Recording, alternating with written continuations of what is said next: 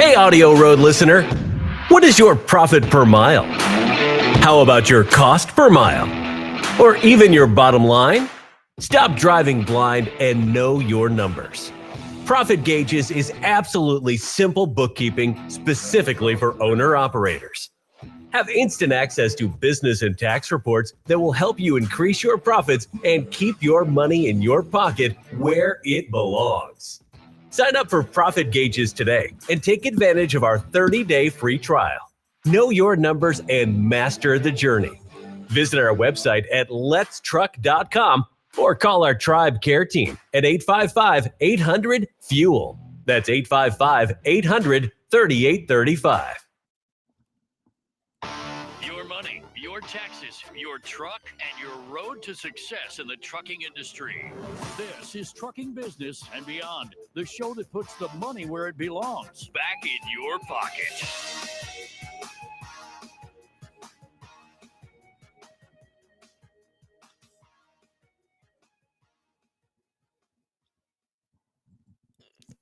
Good morning, you beautiful bunch of fuckers, and welcome to my world. I'm your host, Kevin Rutherford. It is Monday, December 16th. We are here live. It's time for some rates and lanes. Find out what's going on around the industry, except my co-host is running late this morning. I'll tell you, having co-hosts that also have full-time jobs and still do other stuff is like herding cats. I never know what to expect when I write a big open and I have a lot of things to talk about, then they're all on time and we're all talking over each other. And if I don't have anything prepared at all, that's when they won't show up. So I said that to tell you that I have nothing prepared at all. Well, I do, but it's all stuff that I wanted to talk to Brent about. So Tom, if you're listening, call. We could talk about that real quick. The book, I'm almost finished with it now. I read all week. It's a really long book. It's not an easy book to get through. And this is why I avoided reading it for so long. I've read enough of these books, and there are so many of them right now.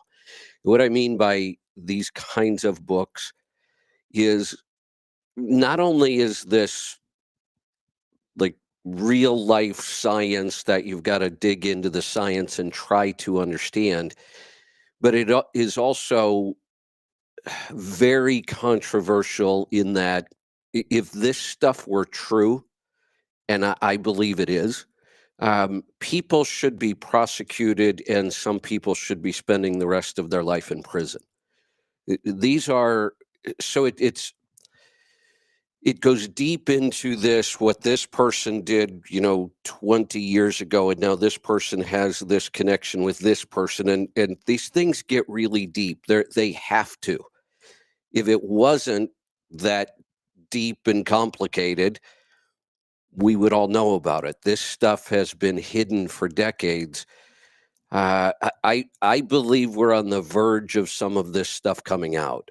And most of this is all about health, I get it, but it's not just health that our government does this in. The problem here, again, comes back to all of these alphabet agencies and how much power we have given them, and we don't elect the people in these agencies. They're appointed. And these agencies are where all these problems occur. And what we find are that the CEOs, in this case with health, it's the CEOs of the big pharma companies, and they move in and out of these positions in government where they're able to write laws that affect their business. There's just huge conflicts of interest across the board. Now, this book is, oh, there he is. Good morning. Good morning, Kevin. No, you're absolutely right, and right now a good analogy for that, well, a parallel to that is the drones. You know, Right. Those are U.S. drones. Yeah, And yeah, go ahead. yeah, and so now we've got Mayorkas on the Hill saying that they need new laws written about drones. So it's a false flag because they just want more laws that written to that just to carve out stuff that the military industrial complex wants, and then watch Mayorkas is going to go from here to Raytheon or one of those big companies, and then if the Democrats get back in 4 years, he'll go back in government and write more laws. It's just the whole thing is just a, when they say swamp, that's not an understatement. It's really not. Here's one of the shocking things about this book. I wonder how many people realize that we have no idea what AIDS is or what causes it. No, we have right? none. That was the biggest. To this day. To this day, today, right now, we have no idea what AIDS is, and we believe, or the consensus is, that HIV causes it. There's almost zero evidence of that. You know how much sex I passed up because of that son of a bitch? Do you have any idea? It's not even funny now. It's really not. It's heartbreaking in so many ways. And then so you can have AIDS in the United States, but if you go to Canada, you no longer have AIDS. Just crossing the border cures AIDS. I didn't know that. Yeah, and now they're rewriting it for Africa. Well, Africa, just skip Africa. It's totally different disease over there. Oh yeah, you know what? They're not even similar. Yeah, and what we call AIDS here, they call AIDS in Africa, they don't even affect the same group of people. Here, AIDS is still primarily gay men. It's been that way. And I have a story about this. I go back to the beginning on AIDS. And in Africa, it's heterosexual women. Two totally different groups that are susceptible to it. The symptoms aren't the same. The criteria to call it AIDS is not the same. And that's the problem. We can only diagnose AIDS by criteria. We have no test. Because HIV is not the cause. We know it because there's tons of people that have been diagnosed with AIDS but don't have HIV. The virus is not in their body. Or vice versa. Or the other way around. Right. A lot of people with HIV. Look at that poor, so do I owe you $20 over Arthur Ashe? Oh, sheesh. Unbelievable. Or did you know that did you not think that he was okay? Well, he's a tennis player. That's a little gay. So you figured he was a homosexual. You know what I mean? So you figured he was a homosexual. Right. And he got AIDS. And so, you know what?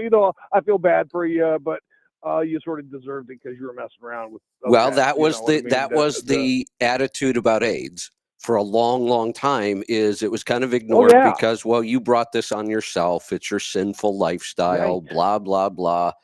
You're either a drug user. So. Right. This just. But he had a wife and kids. Yeah. And the only thing that killed him was AZT. AZT. This is where it starts to get deep.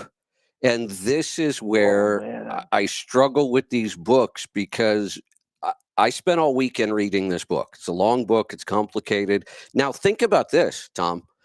Think about if you actually took the time to go check every resource. You would be reading this book for months and months and months. There are so many references in this book. And at times I want to go follow them to see if anybody is even attempting to disprove this. And it doesn't seem to be. So one of the things I always say, there was a zillion people that did. There's a zillion people that tried to. Tried. A zillion. Tried. They can't. Right. Yeah. That's what gets me is that if this stuff is, so people know we're talking about a book written by RFK because that matters right now. Because I can't think of anybody that has been more denigrated and called more names about his stance on everything medical. He's been called a nut job. The worms are eating his brain. I mean, they are on full-blown attack mode with him now. And yet, Mm-hmm. he's been talking about this stuff for 50 years and nobody seems to be able to disprove him. You know, the only thing No, that and you really want to really shocks me about this what? is that he's still alive and has any credibility left whatsoever. Oh, no, very, very, very true. And then if you want to really go down the rabbit hole with this deal, read Duisberg's book, Inventing the AIDS Virus. Oh, but And please, so, I already can tell no, how ridiculous this whole AIDS thing has been. and that, But and let's cut you to the know, chase real quick, because if Brent shows up, we're going to get on with the show today. But here's what sure, this is all about. So, and this is why this is so important today, to go back and look at AIDS, because it was a big deal. And to try to sum this up a little bit, Dr. Fauci was in charge of AIDS. I mean, he was and that's where yeah, he learned these strategies. Here's what he does. Here's his, we can sum this up pretty quickly. MO. He develops vaccines, basically, and has a huge financial incentive to get certain drugs and certain vaccines pushed through the approval process. And it's pure profit. There's nothing else going on here. This is nothing but a money game. And he will sabotage the test of drugs like ivermectin, or just refuse to test them and then say we can't use a drug that hasn't been tested. And he does it to push through the high cost, high dollar drugs that are still on patent. And it is shocking to me how many of these drugs don't go through full testing. I didn't think that occurred except in emergencies, but it happens all the No, time. They just stop their they, trials. And he has a pattern. He will absolutely manipulate the trial data, not just by a little bit. exactly. Absolute falsified, nothing having anything to do with the real data whatsoever. He falsifies it completely. And the results are so good that he says it's unethical to continue this trial because we are withholding life-saving medications from people.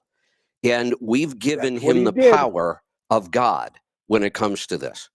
So he is just That's able what to he say, did. And does this sound familiar? 100% safe and effective. That's what they told us about the no, COVID vaccine.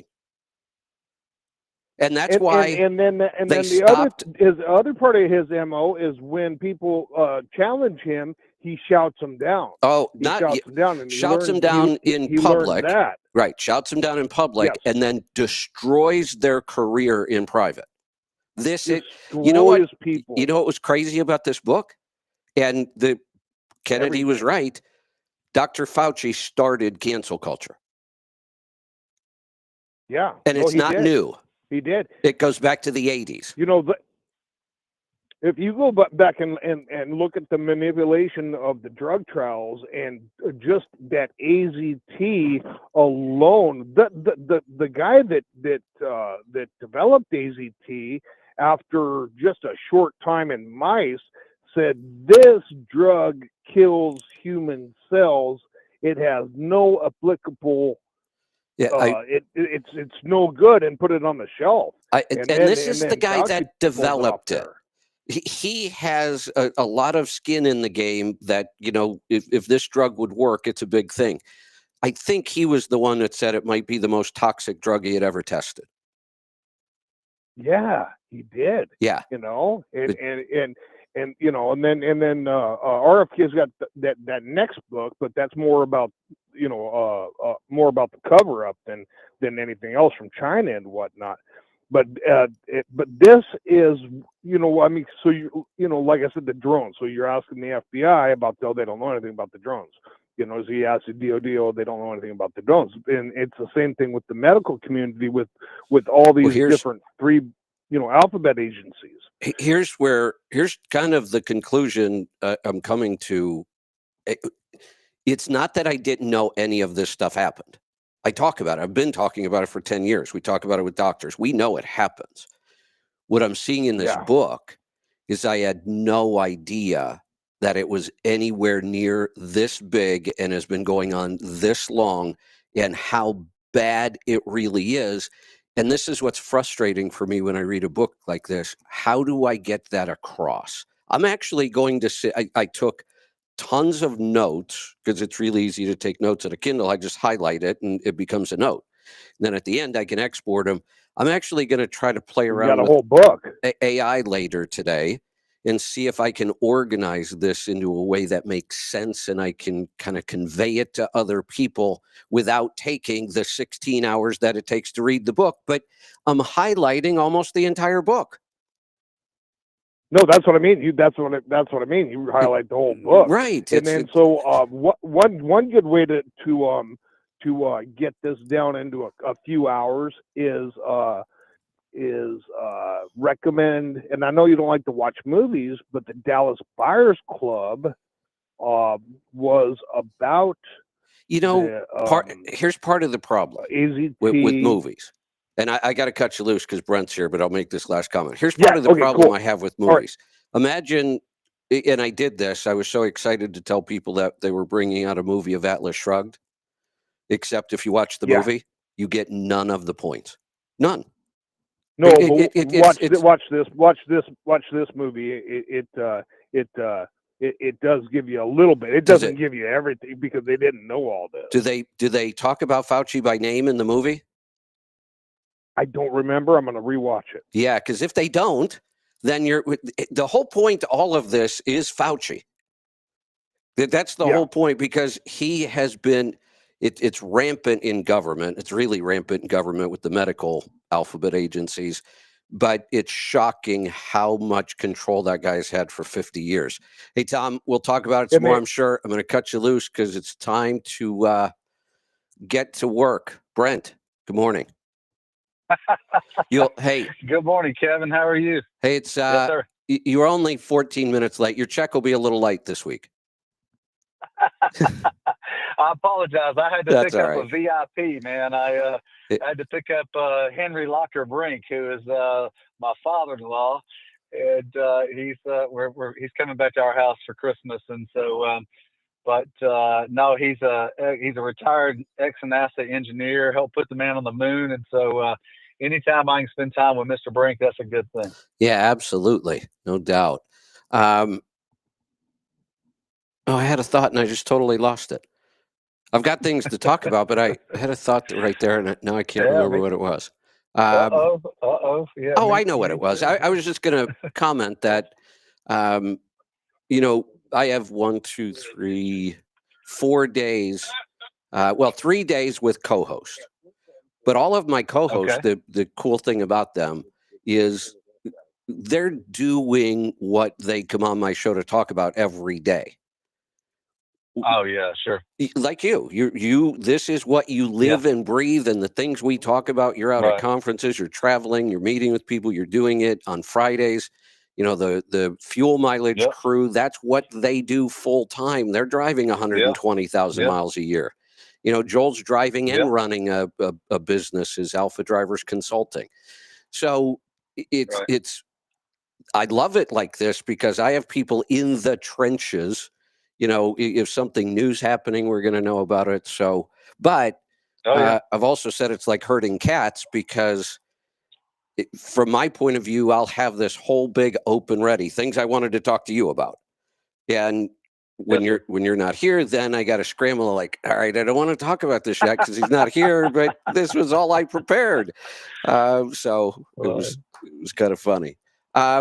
So let's just jump into stuff. Yeah.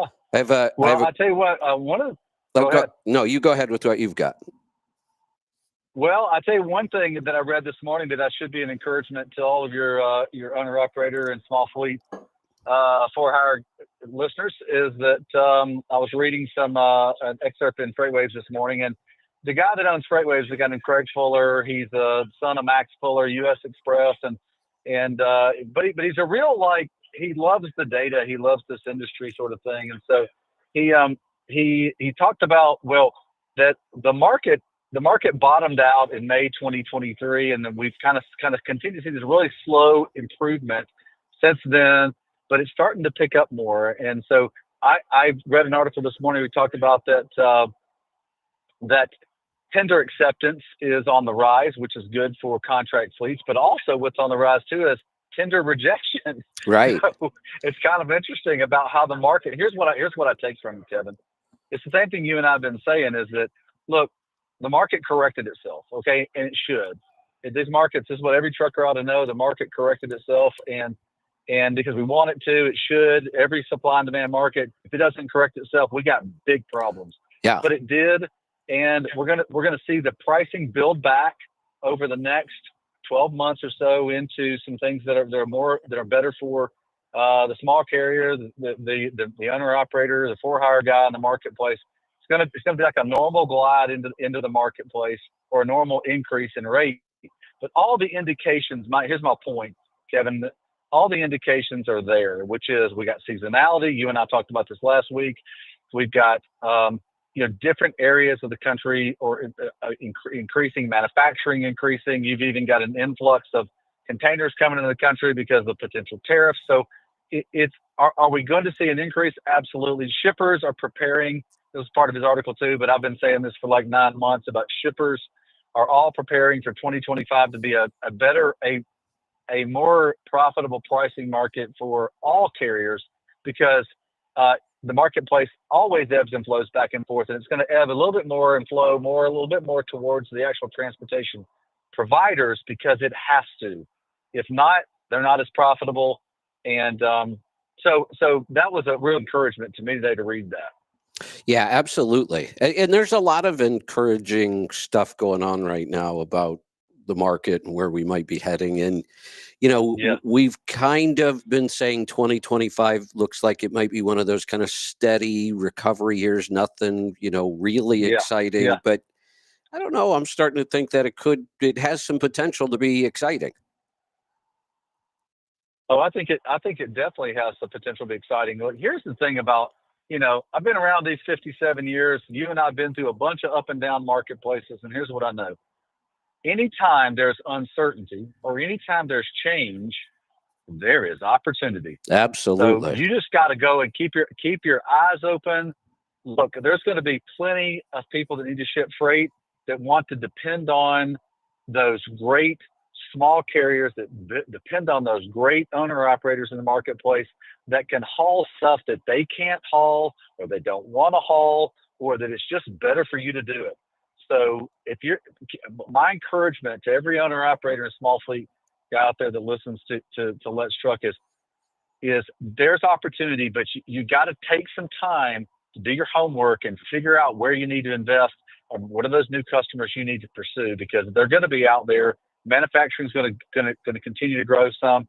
There's no prediction that the gross domestic product, or the U.S. economy, is going to go south at all. So these are building years. Find ways to build more into your business. One of the things I want to cover, because I've been talking about it since, actually, I remember exactly when I started talking about this topic. Mm-hmm. When I came back from the Connect conference. What year was that, 17 or 18? Connect was going to be 17. 17, that's what I thought. You're talking about the one in Phoenix, right? Phoenix, mm-hmm. Right. And we had the owner operators in, and I did the class there, and it was a great event. They loved it, man. Did they love it? Yeah, Noel had such an amazing, summary then of what we were what we were heading for, and like a lot of analysts, most of the time you're wrong. And he was wrong about a lot of things, but he was right about a lot of things too, and we're still seeing some of that. Yeah. But I came out of that conference, and I said, "Here's my advice." Whether you believe this is our direction or not, show me another direction, because nothing seems to be clear anymore. And that's what I was saying. The old patterns aren't holding up. This is really hard to predict.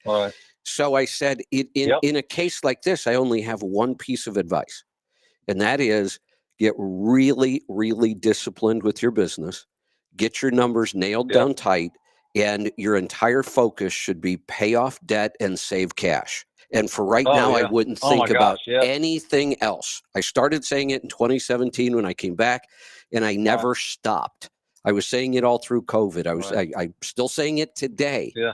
You know, there are different strategies to operate your business based on the cycle we're in. You know, when Right. freight is $5 a mile and you're tripping over it everywhere, forget everything Right. except getting as many miles as you can possibly get. Right? That should be your Right. focus Right. at that point.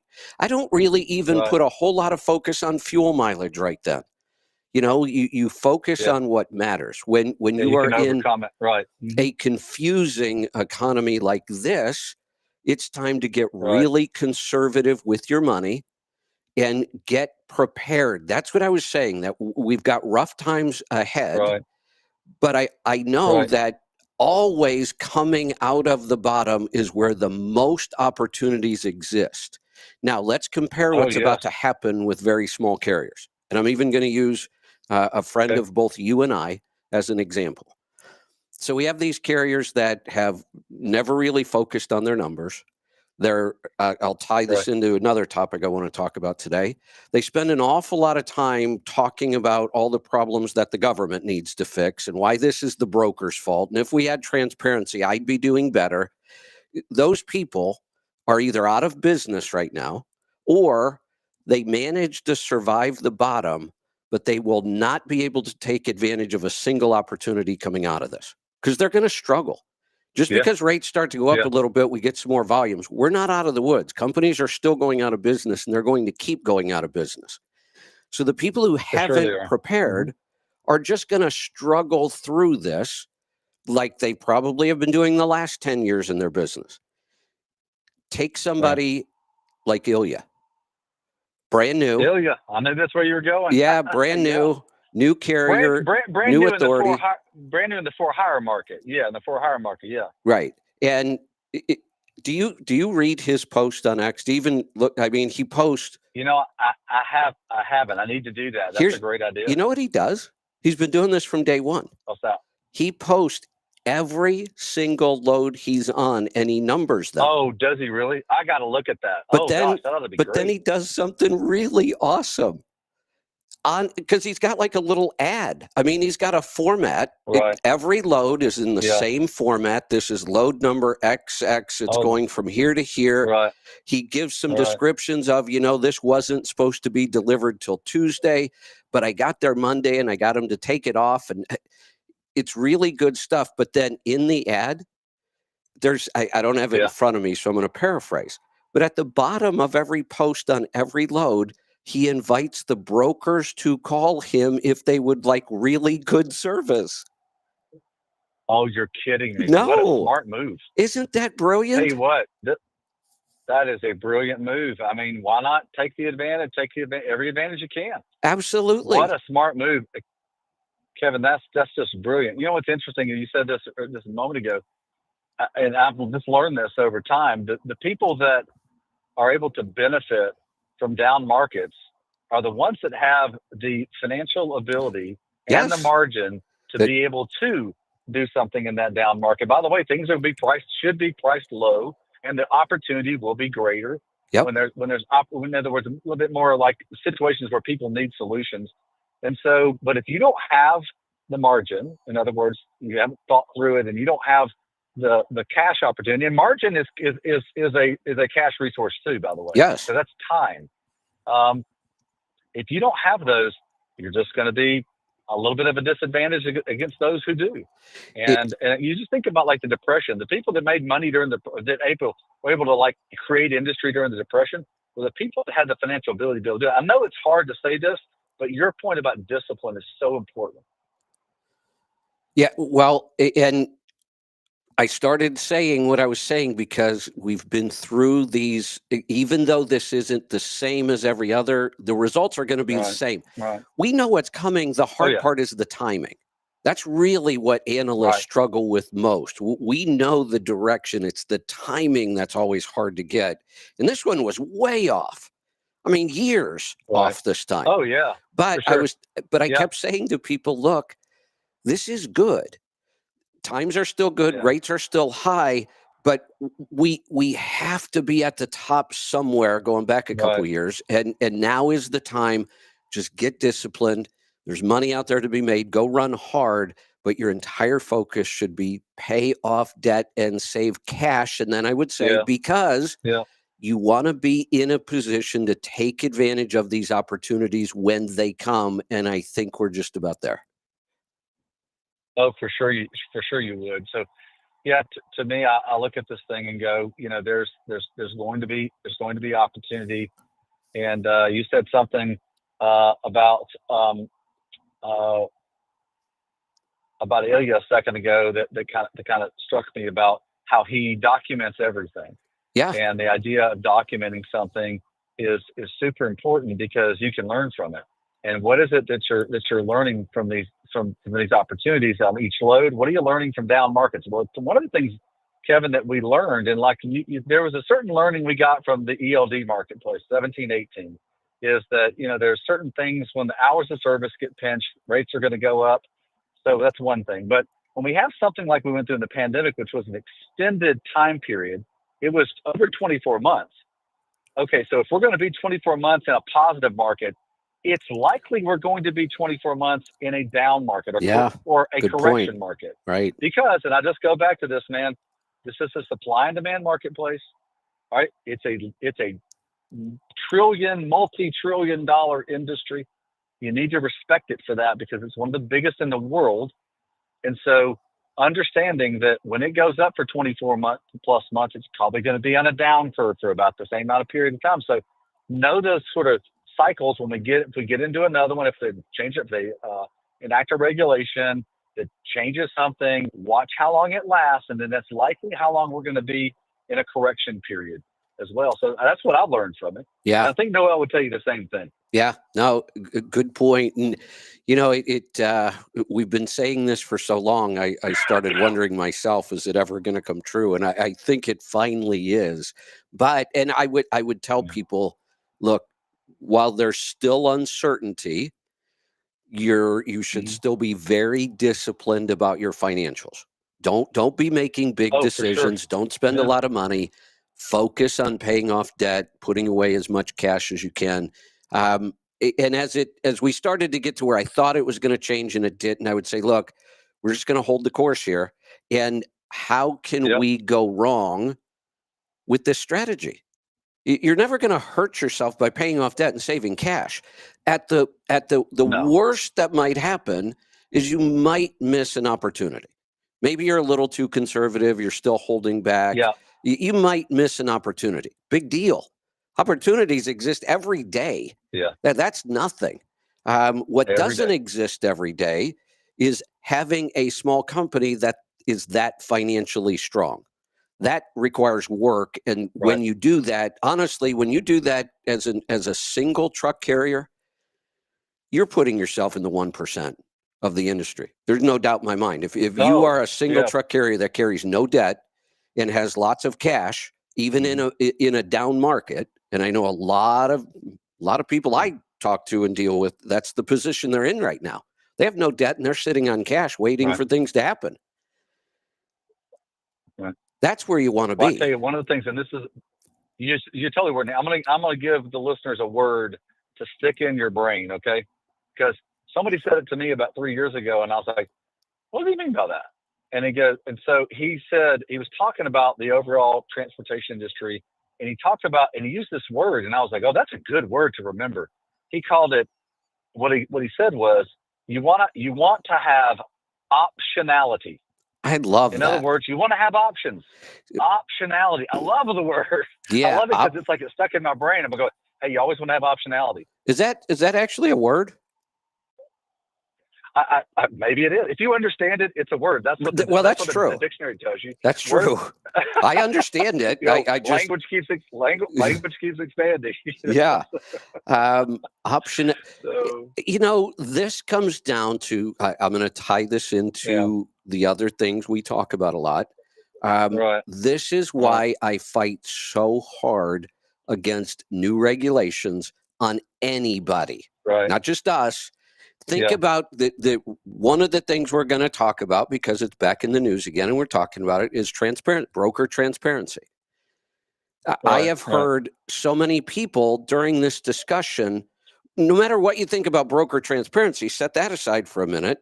I've heard lots of owner-operators and small carriers make the statement, just get rid of the brokers. Well, wait a minute. Well, it's going to be hard on you if you get rid of the brokers. Here's why I don't want to. And I'm going to tie this into two things that are currently in the news and we're talking about. The Lease Purchase Task Force. You've been following that one? Yeah. They put some I have a bit. Yep. Pretty radical people on that task force. I mean, I have some radical ideas, but I would have been a moderate in that group. There's some pretty radical ideas. Here's what they've come up with. I'll start with them first. You know what their solution is now that they've studied lease purchase programs? Get rid of them. Yeah, that's absolutely. Ban them. Oh, yeah. Not no, but hell no. Why do we want to keep taking away optionality? That's it. Yeah, why would you? And that's all we're doing, because let's think about it. Is anybody forced to sign a lease purchase program? Well, they are not. It's an option. And as much as I hate them, and as much as I try to talk people out of them, I've helped people get out of them, I've also helped people succeed in them. They were in so deep, it made more sense to teach them how to finish it out, and then I can help them go get their own truck. And I've got some pretty damn successful carriers today that started as lease purchase failures. I've got some really good stories like that. And people I've coached for years and are now small fleets with their own customers. I've got several stories like that. They were lease purchase failures. And they called me. I started helping them. So I don't want to see that option taken away from people. Even though brokers exist, is there anything that stops even a single truck carrier from going directly to the shipper and getting their own freight? No, not at all. So you today, 100%, you and I even encourage it. Absolutely. You can find a situation that works for you, and there's good dependability on both sides. And there's the last thing I want is an owner-operator doing business with a shipper, building some of their business, and the shipper just getting rid of them. Because look, it's a shipper doesn't want to have to deal with 500 different owner-operators. They'd rather deal with one or two fleets. Correct. Okay, you would too if you owned the business. So, but you want to make sure you get into the right situation if you're going to work with shippers. In today's model, we have choices. We have optionality. It's going to be my favorite word. We have optionality. We can go directly to the shipper. We can go to the broker, and we can go to the load board. 3 good sources of freight. Yeah, there you go. That's what you want in business. I want as many tools as I can get. And these people, they that want the government to fix things, the fix is always just ban stuff, make it more difficult, put up more roadblocks. No, I want easy access to all the freight on the market. And that requires being able to go to a shipper, which we're allowed to do, being able to go to a broker, and they exist. I don't want to see them disappear at all. Or I can even go to a carrier and just lease onto them. We have lots of options, and that's what I want. When we start writing regulations, we start killing optionality. Yeah, well, Kevin, I'm with you. Look, I appreciate the FMCSA. I know regulations have good intent, and some of them are very good for our marketplace. But I'll just say this again, and I think it might have been Ronald Reagan that said this: the government makes a bad parent. Right? So you do not want the government controlling your business or your personal life, because that's not what the government is designed to do. It does not work well in an efficiency scenario. In other words, something where it's designed to be maximally efficient. That only exists in private industry and private individuals. And so this is where you have to be very, very careful when you ask the government to go solve what really private industry needs to be, and fundamentally can solve better than government could ever even consider, because it's not how they work. Correct. So They're not. I'm not for the government solving any of my problems. I mean, I'm for them. Look, if there's somewhere where there's like a monopolistic situation and people are being taken advantage of, the government needs to step in there. But nowhere else does it ever exist. And that's pretty rare. That's really pretty It is rare. rare. And Yeah. most of those things aren't going to affect Yeah. us in business down Right. at the bottom end. It might affect consumers Right. and that kind of Right. thing. Right. You know, I have another way of saying this that I've been saying for a long time. I don't want to live in a nanny state. Oh, amen. And when Nobody you does. say, you know, Well, Reagan said the government makes a Yeah. bad parent, that's exactly correct. They also make a bad nanny. I don't want to live in a nanny state where I have to be Right. told as an Right. adult what's good for me. All of these, let's think about it. The lease purchase stuff, the broker transparency, what it will come down to is it's basically they want the government to level the playing field, and they want the government to write these regulations that stop them from being taken advantage of. You can even hear it in their language. You see it in the comments. Here's the thing. I've said this many, many times too. The government can never write enough laws to stop people from being taken advantage of. It's never going to happen. Well, that's true. You know what does help people? Now we do want we do want the laws to be followed, though. So that's well, there's important. another problem. We could go on to that Yeah. too. Stop writing a bunch of laws that you absolutely know up front you can't enforce. Right. People think Well, and if that- let's stay on this Right. topic. How in the world could the Yeah. FMCSA police something that they don't police today at all, and yet what they are tasked to do, they have been a horrendous failure? What is it? Still less than 10% of carriers have an audit? Oh yeah, well yeah. That- That's what broke up the. That's what broke up the. What's it called? I'm drawing a blank on it. Where they tried to pass all the inspection regulations. Right. Anyways. Yeah. So yeah, the, because well, here's the thing: they enacted it, and within 2 years later, they were only able to inspect 3% of the fleets. right. 3. Right. This is where they got right. That's right. their primary job. Their primary job, Right. and they can only do 3% of it. And we now think they can take on an entirely new job that is about 1,000 times more complicated. You have a very limited number of new carriers. Even if it's a lot, Right. we know what the number is. How many transactions happen between a shipper, a broker, and a carrier that we're asking them to enforce?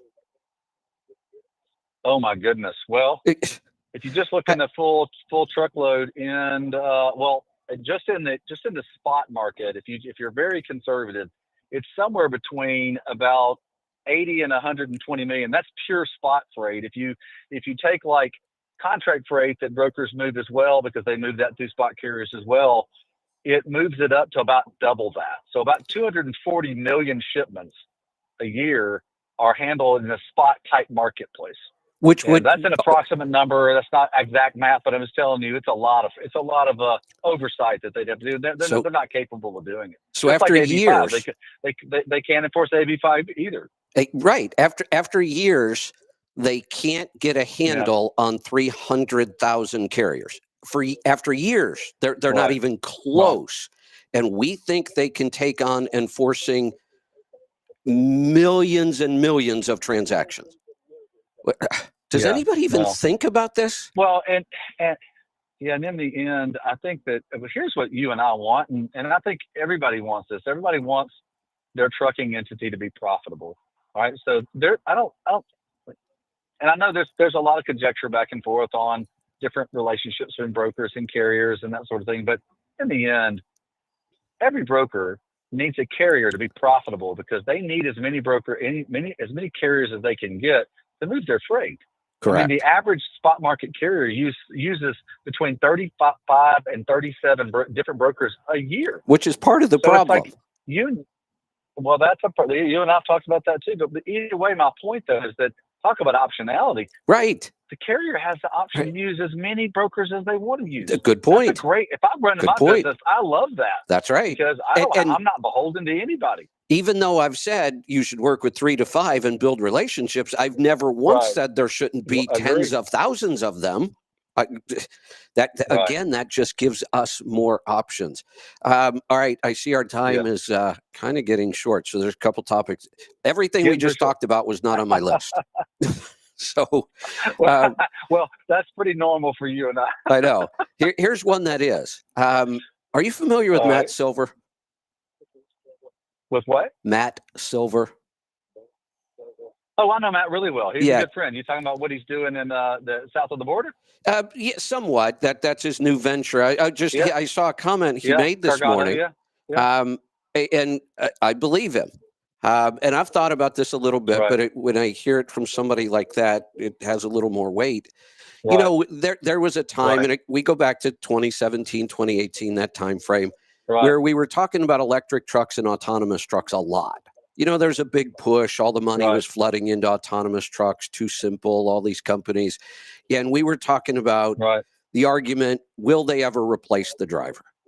And, you know, everybody's got opinions, and that's all they are at this point. It's a complicated topic, but they're already doing it. I mean, you can't say it's not going to happen because it's already happened. We're moving freight with fully autonomous vehicles. We have been for years.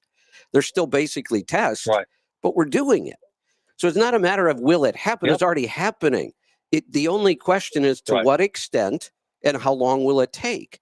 But I can remember back then making a comment that I believe there's a much bigger chance that technology will replace the broker before it replaces the driver.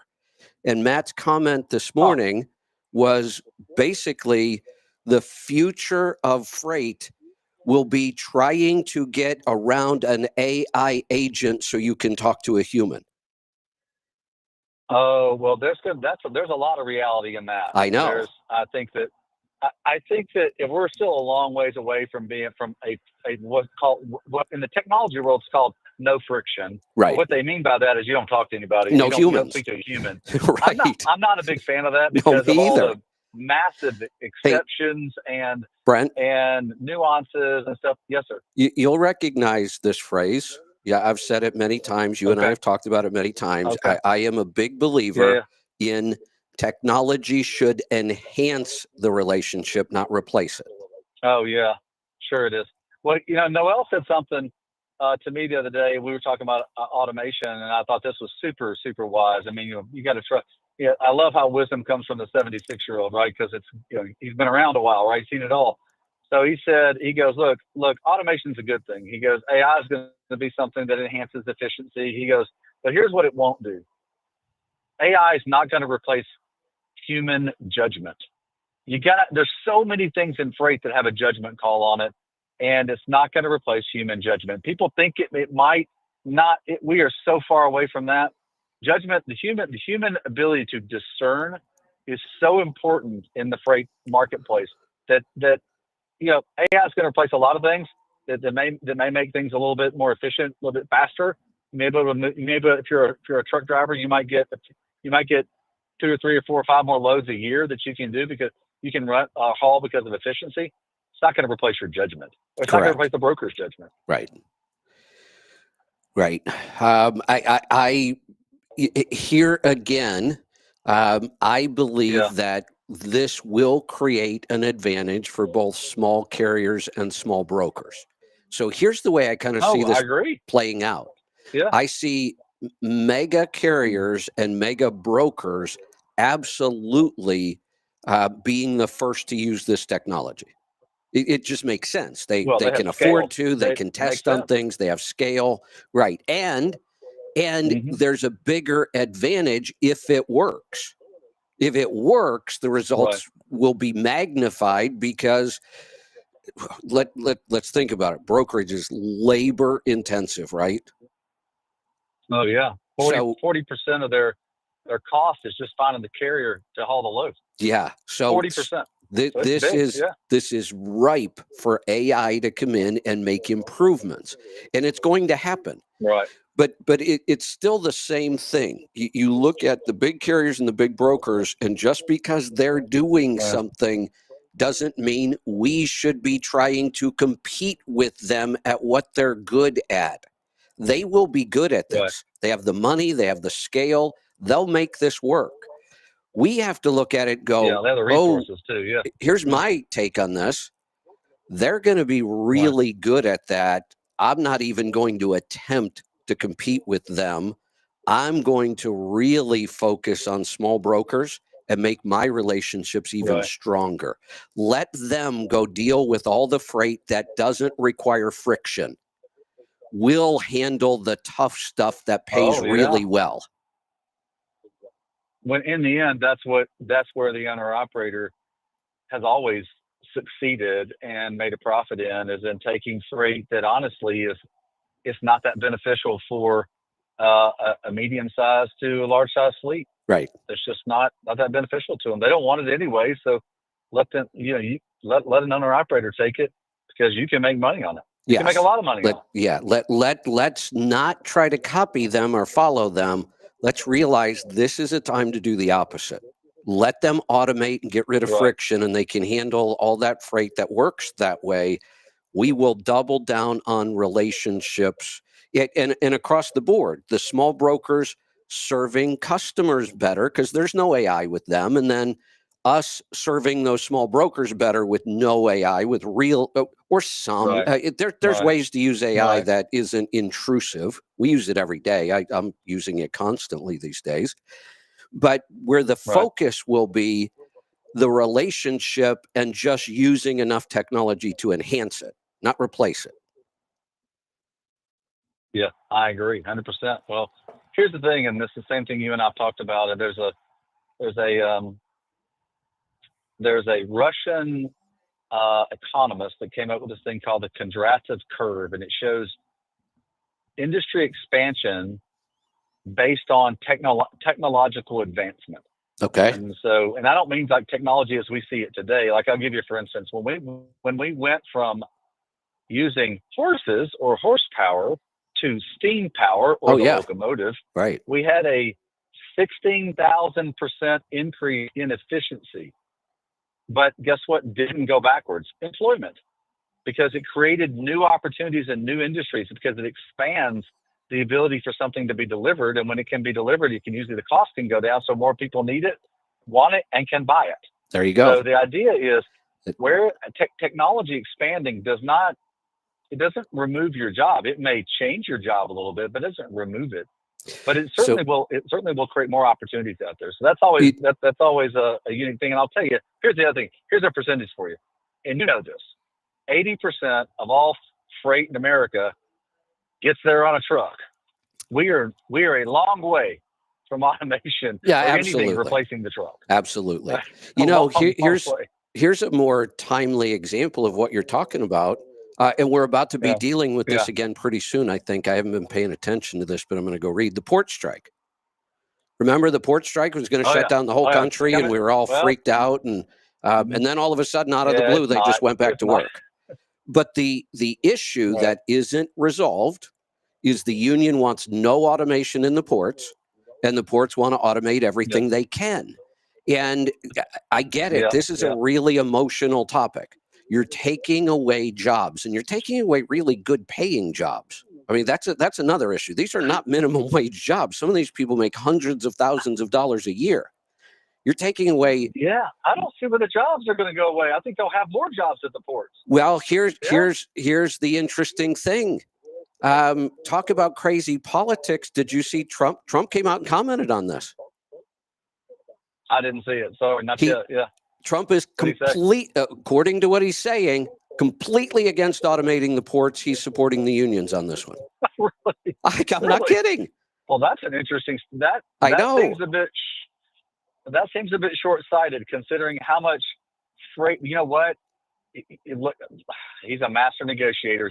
That may be a statement. I know. That's why I said pushing back on China. Right. So you just never know why he's saying what he's saying, because look, we rank, like, out of all the ports in the world, we rank like 10th or 12th or something in efficiency. We need efficiency in the ports, and I'm not trying to take away any jobs at the ports, but we need throughput to increase, because that allows more goods to come in, allows trade to happen faster.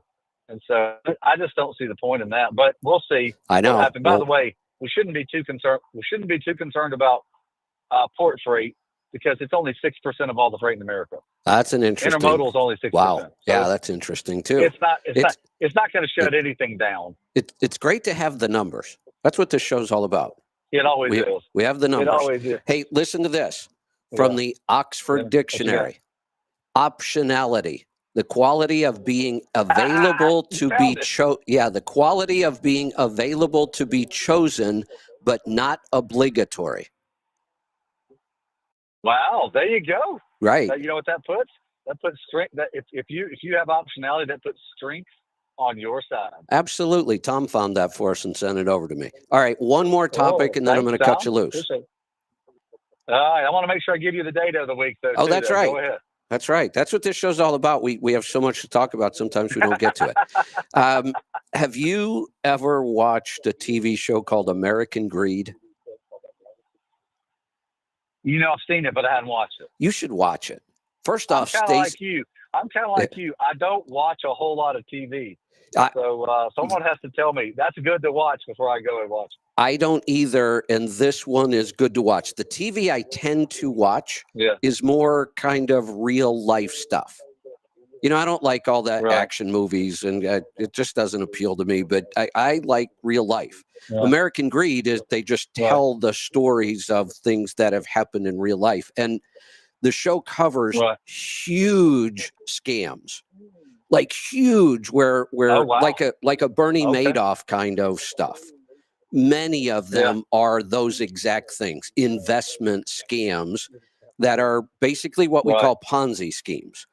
And there's a clear definition of that. In investment, what it means is you're taking money from people and telling them that you're investing it in something like stocks or bonds or real estate or gold or whatever, and that you're going to get them a certain return.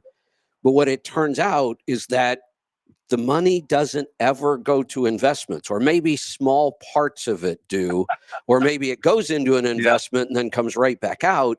And what it does is it funds these people's lifestyle. And as long as they can keep getting new investors, they can continue the scam. And Bernie Madoff was one of the best. He made it the longest. Decades he did this. And what they do is they do pay out to some people. Like somebody that put money in will get this big check, or their balance will keep going up. And they think this is wonderful, and they spread it around to all their friends. But in reality, all they're doing is taking the new investor money and paying out to make it look like there's an actual investment. And as long as you can keep selling and get new money in the door, you can keep this up. And with Madoff, it went into hundreds of millions of dollars over long periods of time. So those are the types of stories. But there's other, I've seen lottery scams. Here's why I bring up American Greed. And you brought up... I think I know where you're going with this one. Oh, so you brought up Craig Fuller. Craig said... I know where you're going. I love this one. This is a good one. The Cal Freight fraud would make a compelling American Greed episode. Fake titles, off-sheet companies, offshore entities. I read the same thing, they need to make an episode of this. I missed this whole thing. This doesn't even sound familiar to me. When did this occur? Well, I don't know. I didn't look at quite the dates, but I read it this morning where they took $16.8 million to buy 164 trailers and never bought the trailers. Not a single trailer. By the way, not a single one. By the way, they borrowed the money from Daimler. Right. So and Daimler is not a second place loan company. This is a big deal. So they managed. Big deal. They managed to scam Daimler Finance. And here's a quick summary. Daimler alleges that Cal Freight fraudulently obtained approximately $17 million to purchase 164 trailers from Vanguard. However, the company never actually paid Vanguard or received the trailers.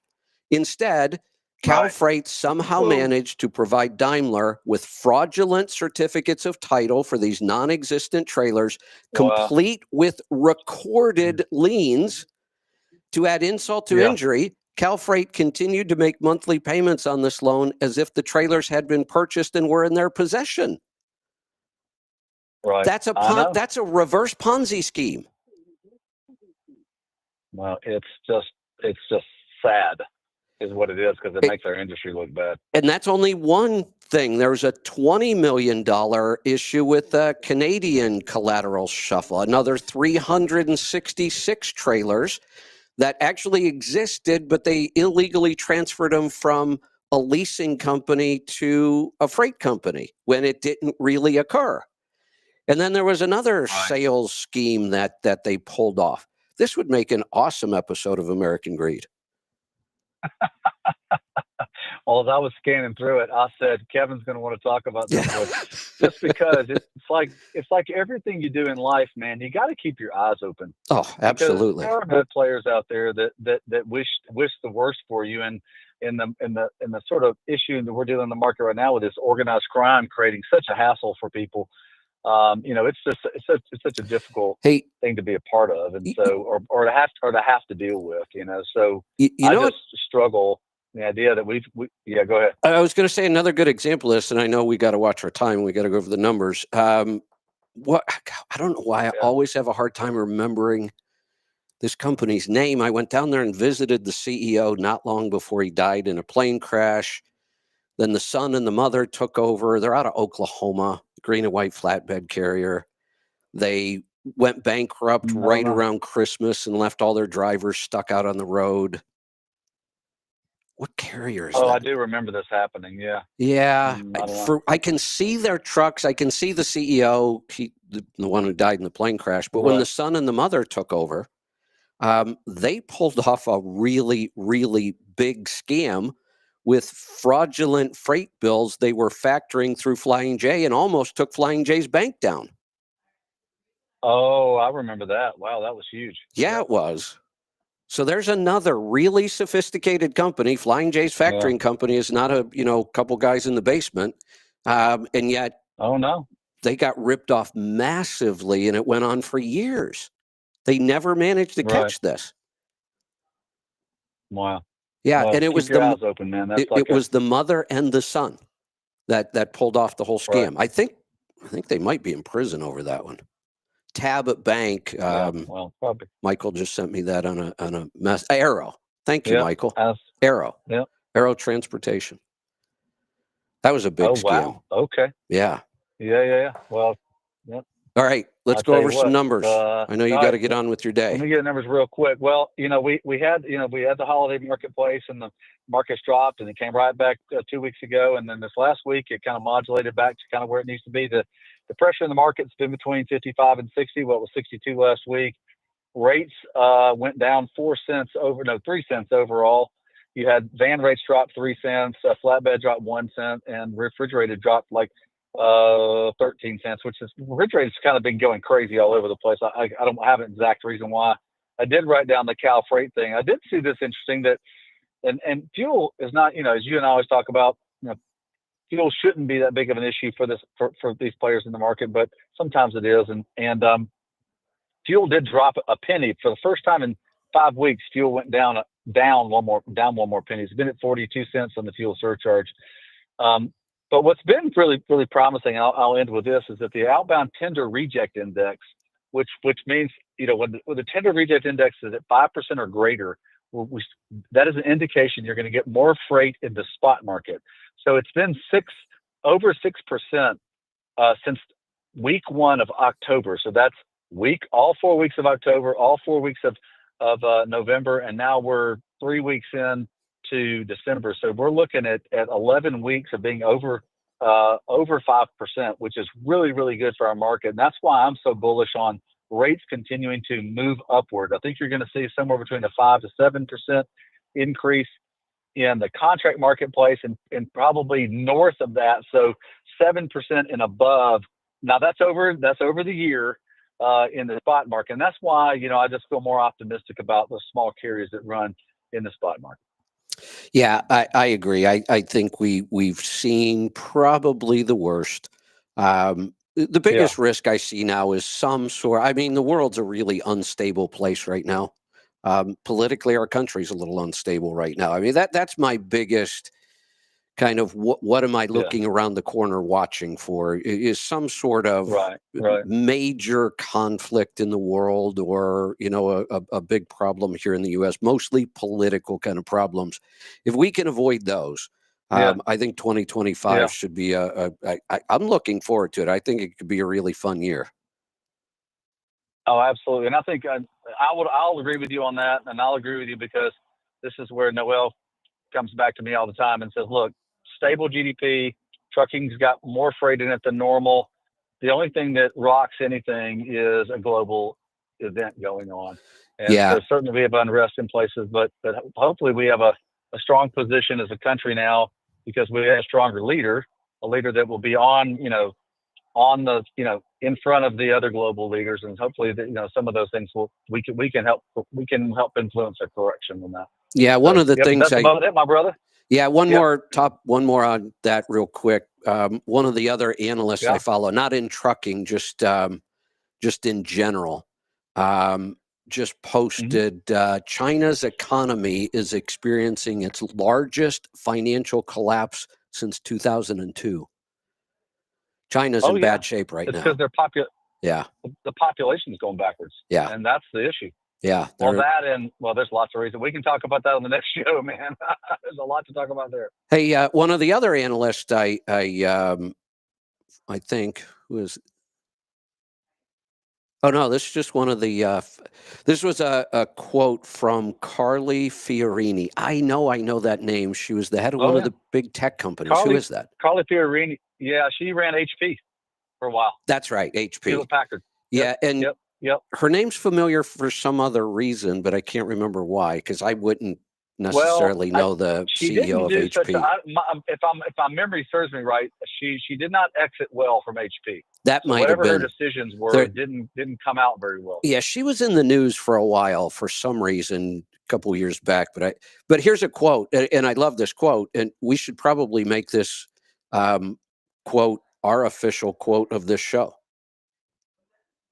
What's that? Her quote is, turn data into information and information into insight. Yeah, well, absolutely. Yep. Yeah, data is not worth anything until it becomes information that you can action on, no doubt. Yeah. I love it. You know, I love it. Larry Wingate used to criticize a pretty common saying that people use all the time, and it kind of fits here too. How many times have you heard the phrase, knowledge is power? I've heard that many times. Yeah, and Larry laughs and says, oh, hell no, it's not. Knowledge is nothing until you turn it into action. That's right. Knowledge itself is almost meaningless. Yeah, I agree with Larry, no doubt. Yeah. All right. Brent, great stuff today, as always. I'm going to let you get on with your day. Thank you, my brother. All right. Thanks for taking care of truckers, Kevin. Talk to you soon. Bye. All right. Yes, sir. Let's get to some phone calls. I'm going to go to Kerry first because he's very patient this morning in Alberta. Kerry, good morning. Good morning, sir. My question is, it's about it's about oil change. I'll just give you my quick story here on what I did for 20 years almost. I only ran cat engines.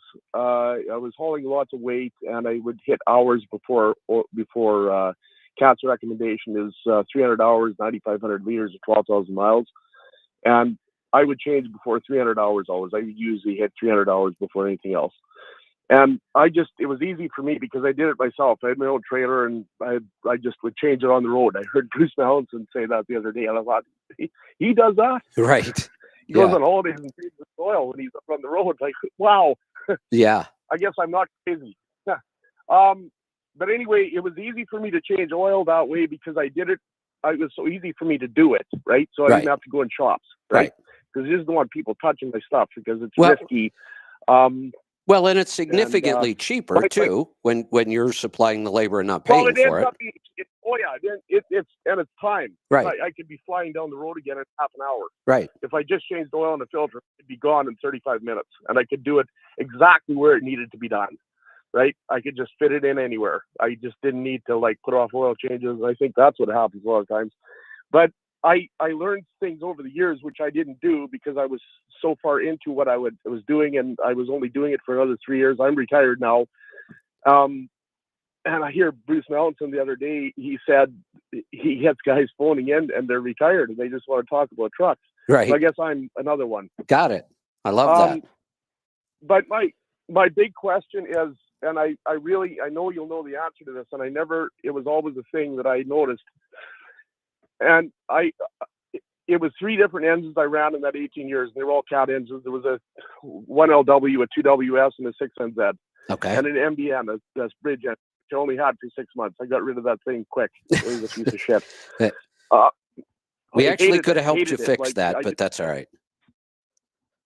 What's that? I said we could have actually helped you fix the bridge engine. There are some things you can do to that engine to make it pretty spectacular, actually. Yeah. Yeah, but that's all right. Well, it's mechanical problems in them too. Besides tuning, it's like cam timing and all kinds of stuff. No, I get it. They were kind of a mess when they came out. We actually created an opportunity. They were such a mess, and we had talked about it for so long that any truck on the market with that engine, the prices had dropped like crazy. And then we figured out you can fix these things. And we had people buying them up cheap because Pittsburgh Power could fix them.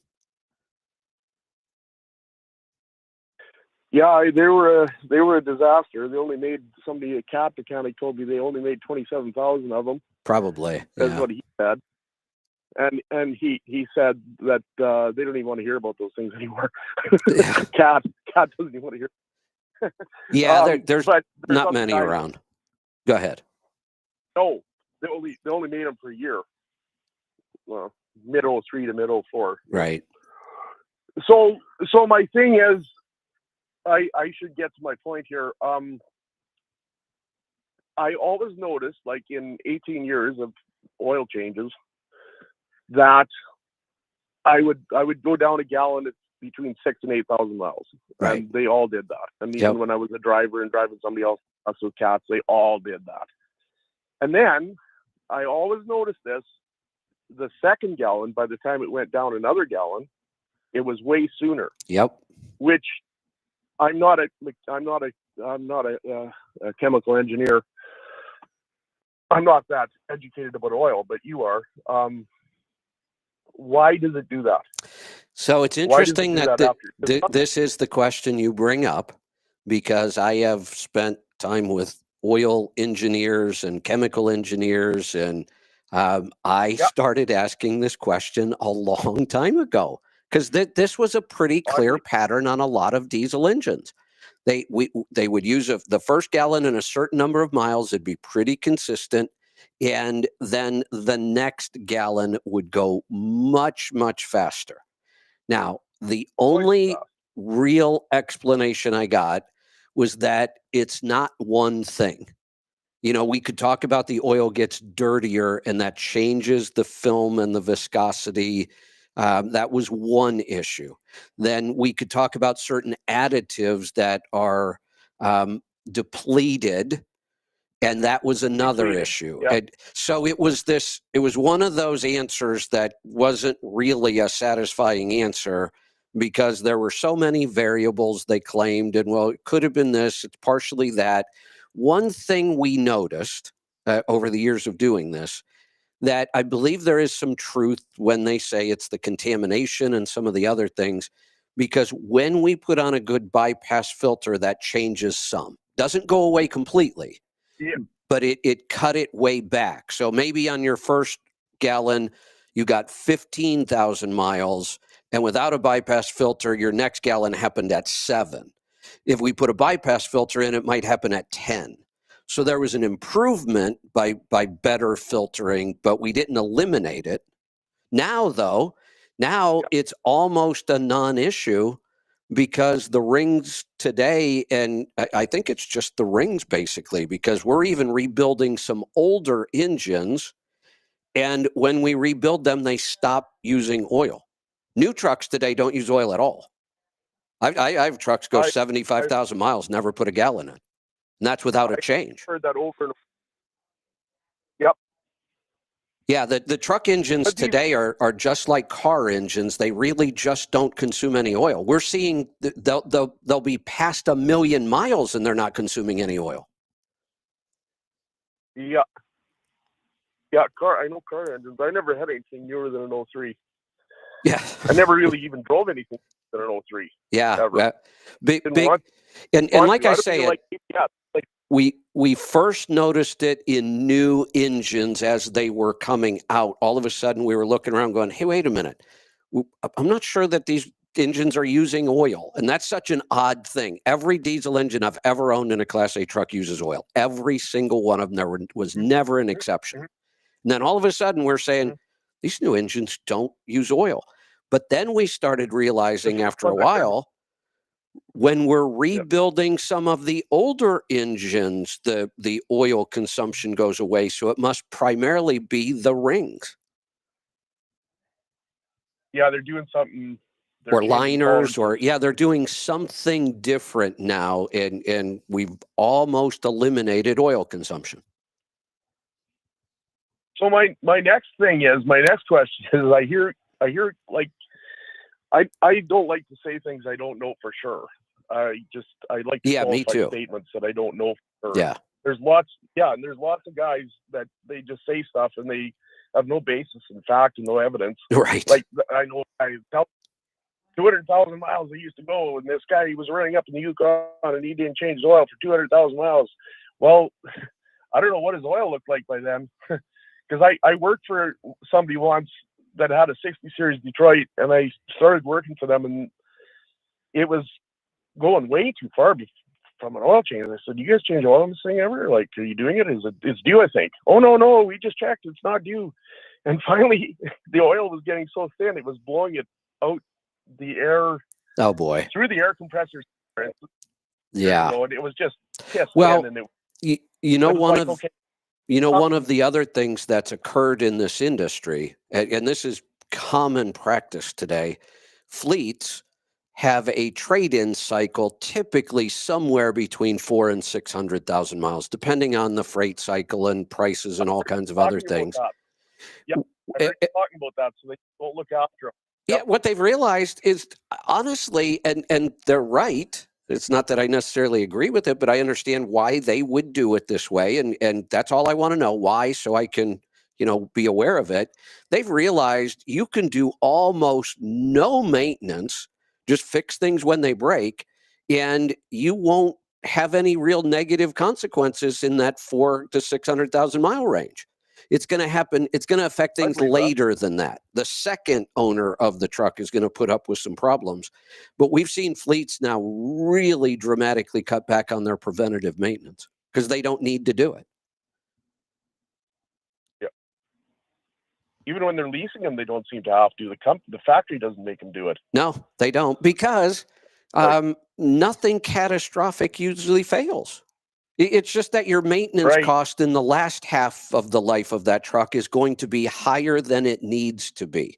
If you would have invested a little bit of money early in the truck, you'll save a ton of money later. Well, the fleet says, well, we're not going to own the truck later. Why do we care? So we'll They're not. save a little bit of money now and we'll let the next person deal with it.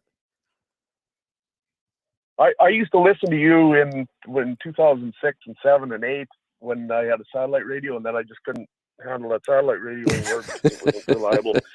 And then I never had it anymore till a guy was talking about you a couple of years ago, and then I started listening to you this last little while working in the shop, and that's where I listen to you usually. Well, thank you. Because there's no advertising.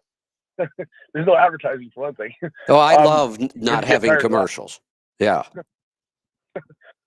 So this guy that is he I won't say his name on the air, but maybe you'll figure out who he is. He's a Canadian. He's from Alberta, and he's on this oil change program with you. You was the one that turned him on to it, and he's got like tons of miles on an old I think it's a 5DK or a 6TS 97 Peterbilt, and he's going 100,000 miles with oil changes. And I asked him the same question I asked you. Well, don't you like just end up really adding oil? And he says he adds an extender, and he's sending samples into you, and then he's adding this extender. So that's what he's talking about. He's doing. Got it. All right. I'm not sure what that is. Hey, Gary, anything else? I got to get to some calls here. One other thing I was going to say was you talked about years ago. You talked about these round trucks and running round trucks, and I had to have a long nose Peterbilt for 18 years, Right. and they were easy to buy. Like, they're easy to find. You could find them all over the place, right? And I had to have a cat engine. Right. And the last 3 years, I didn't want to do e-logs. I just wasn't going to do it. Yeah. If I could help it. Right. The way out of it was just running an older truck. So I found a 98 Kenworth T600 with stacks behind the bunk, no air cleaners, really round, really lots of fairings all over the place. Yeah. And that thing just amazed me how that thing would perform for fuel mileage compared to, and what I really noticed was wintertime, when it's really cold, you really didn't notice. Like those trucks that are square with shit sticking out all over the place. When it's cold, that is like a board. It is. And it's just aggravating. Every quarter, I did my own IFTA all the time. Every quarter, I put on another 10K on that truck, on that round truck, because I drove longer. Right. Because it was easier to drive. Good point. And I just kicked myself that I could not find. At least I figured it out the last 3 years. There you go. There you go. And now you can help me convince other people that they should do it sooner. Yeah, well, that's a plug for you. Thank you. Because I heard you talking about that in 2007, and I already had a square truck.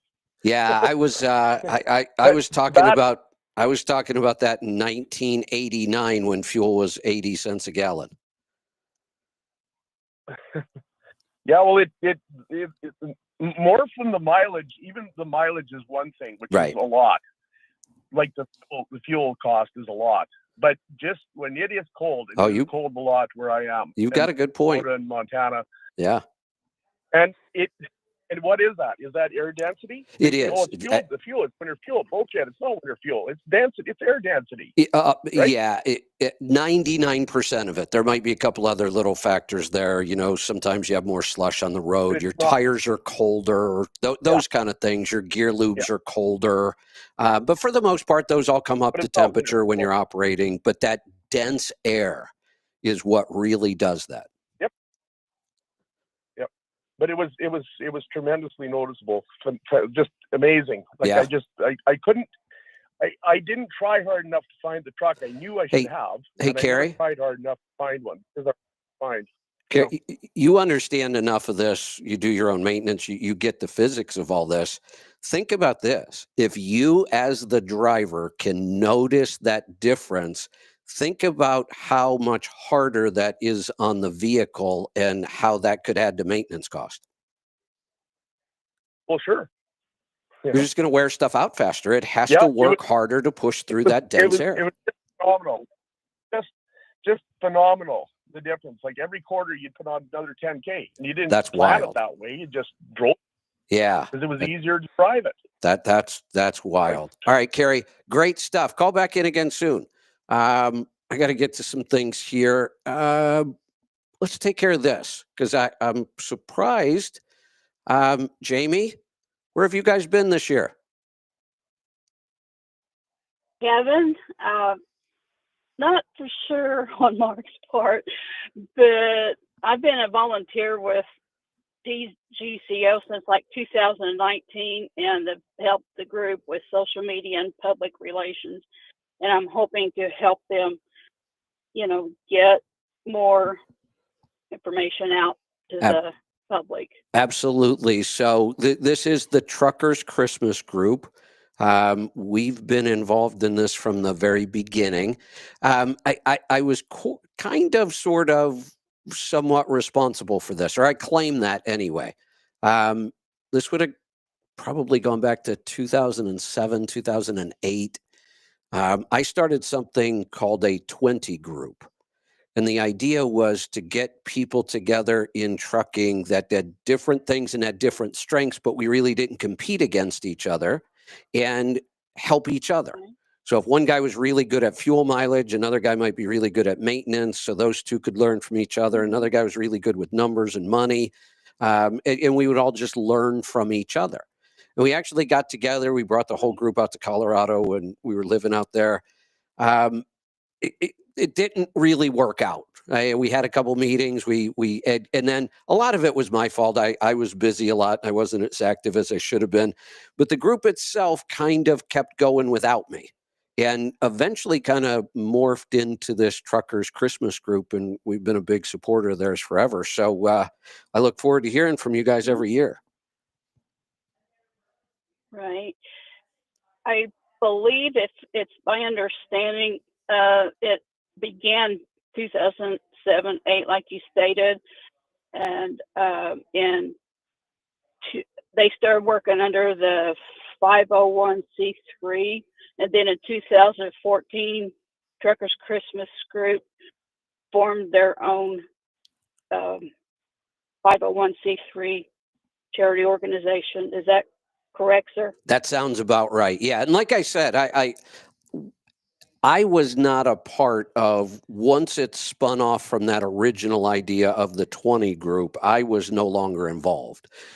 But it was people from that group that kind of created all of this. But that sounds about right on the timeline. Okay. So what we do, and the reason we bring you guys on the air, is to make everybody aware of the group. And this is a group that raises money in a lot of different ways. Well, not a lot, but they take direct donations, right? You still do that.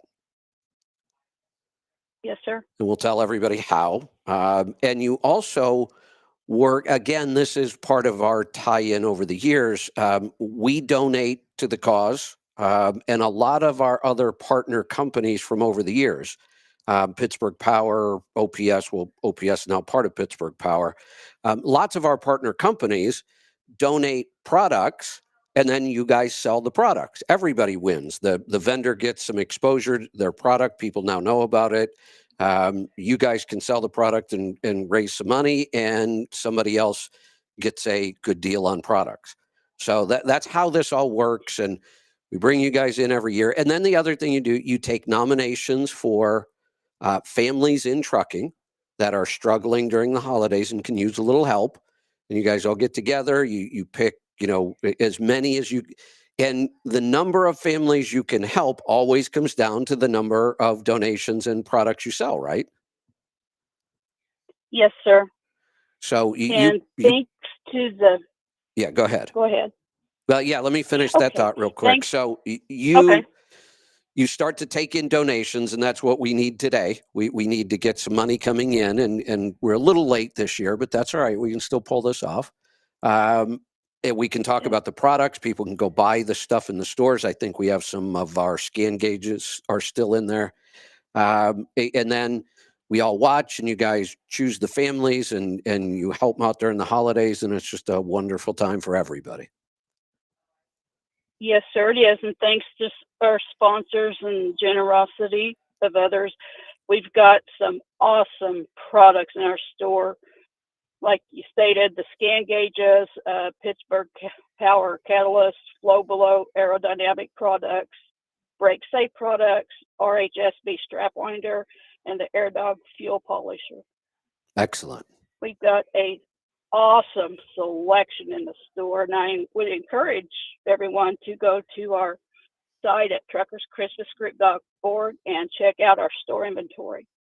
Fantastic.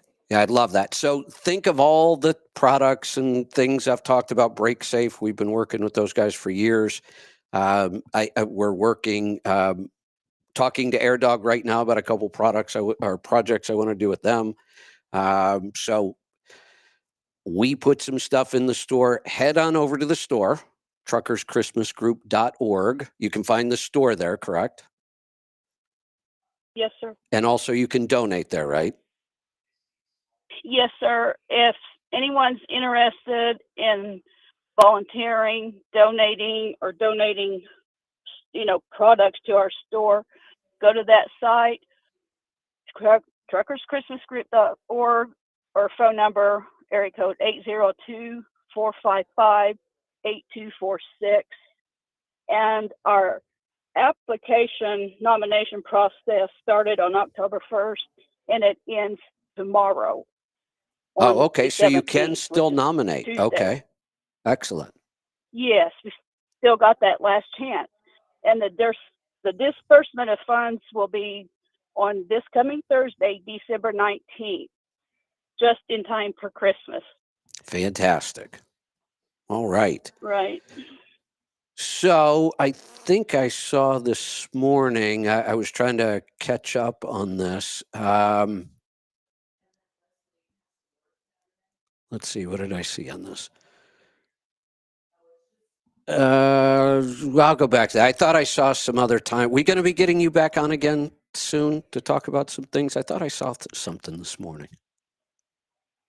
Would like to call in Monday. Oh, no, you were just, so nominations close Tuesday and the Santa call is Thursday. Okay, I got it. All right, perfect. So, right. But time is a little short. Come back at any time. Yeah, so we need to get people on this. Head on over to the website, truckerschristmasgroup.org, and buy stuff, donate stuff, nominate a family if you've got somebody in mind. You still have a day to do that, and or volunteer to put in some time. I love that. Jamie, anything else you want to cover? Just would like to say thank you for being one of our sponsors. We appreciate you and everything that you do for us. Absolutely. Thanks what you guys do. You make a lot of people, you make their holidays a little brighter. Yes, sir. We try. You do. You guys, God willing, we'll provide as much as we can, sir. You guys have been doing it for, I think I can say decades now. So thanks for that. And if you get a chance this year, give us a call back and update us. Oh, I sure will. I'll get with Mark or Greg and see what they would like for me to do. And perfect. I sure will do that. Perfect. All right. Take care. All right, let's go to some phone calls. Lines are wide open. I will stay here till 11 o'clock or till we run out of questions. That's 11 o'clock here on the left coast. Sarah, good morning. Hey, Kevin. Good morning. I was just curious. I know your views on investing in gold and the logic behind that, and I agree that it's probably a better idea to invest in the things you would need in an emergency rather than an antiquated currency. But Right. we still have a friend who invests in gold, and every time we talk to him, every couple months, he tries to convince us to invest in gold. So I ask him why after everything, and wouldn't it be better to invest in the things you would need in an emergency, like food and shelter and all this stuff? And he goes, but gold holds its value. I'm like, what do you mean? And he said, well, an ounce of gold could buy you a really good suit 100 years ago, and that same ounce of gold can still buy you a really good suit. I'm like, okay. And then his next argument was, it raises in value. Hey, hold on a second. Let's take each one of these and kind of dissect it.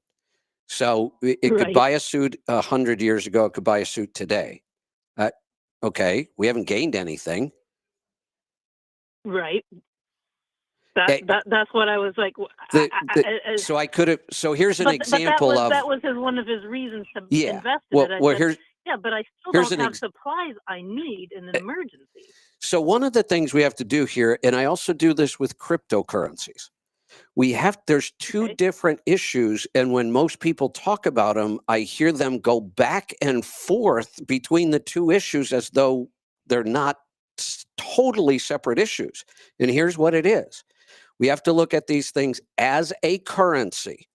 And a currency is nothing more than an exchange for goods and services. It could be $1. It could be a traveler's check. It could be a credit card. It could be gold. Could be cryptocurrency. We're using them in a limited way, actually, as a currency. That's one issue. And there's all kinds of things you could talk about with that. I don't really focus a whole lot on that because I honestly don't understand currencies all that well. People buy and sell currencies. You can invest in the Japanese yen if you want to. So it's confusing because they are currencies and they are investments, but those are two totally separate issues. We should never mix them up. So when he says gold would buy a suit 100 years ago to buy the same suit today. So what? So does a credit card, so do dollar Right. bills, so does a traveler's check, so does cryptocurrency. We can buy stuff with them.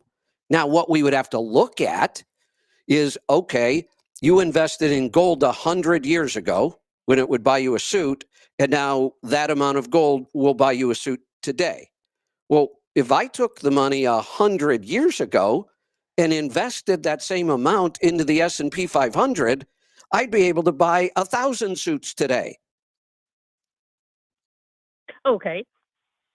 So his comparison, and I don't know that he actually did the math, or if he's just speculating, or he just heard that. I don't know if it's true that the amount of gold that would buy a good suit 100 years ago only buys a good suit today. But if that's true, that's a horrible investment. It only kept Yeah. up with inflation is all it did. I didn't gain And anything. he was trying to argue that it would protect you against inflation.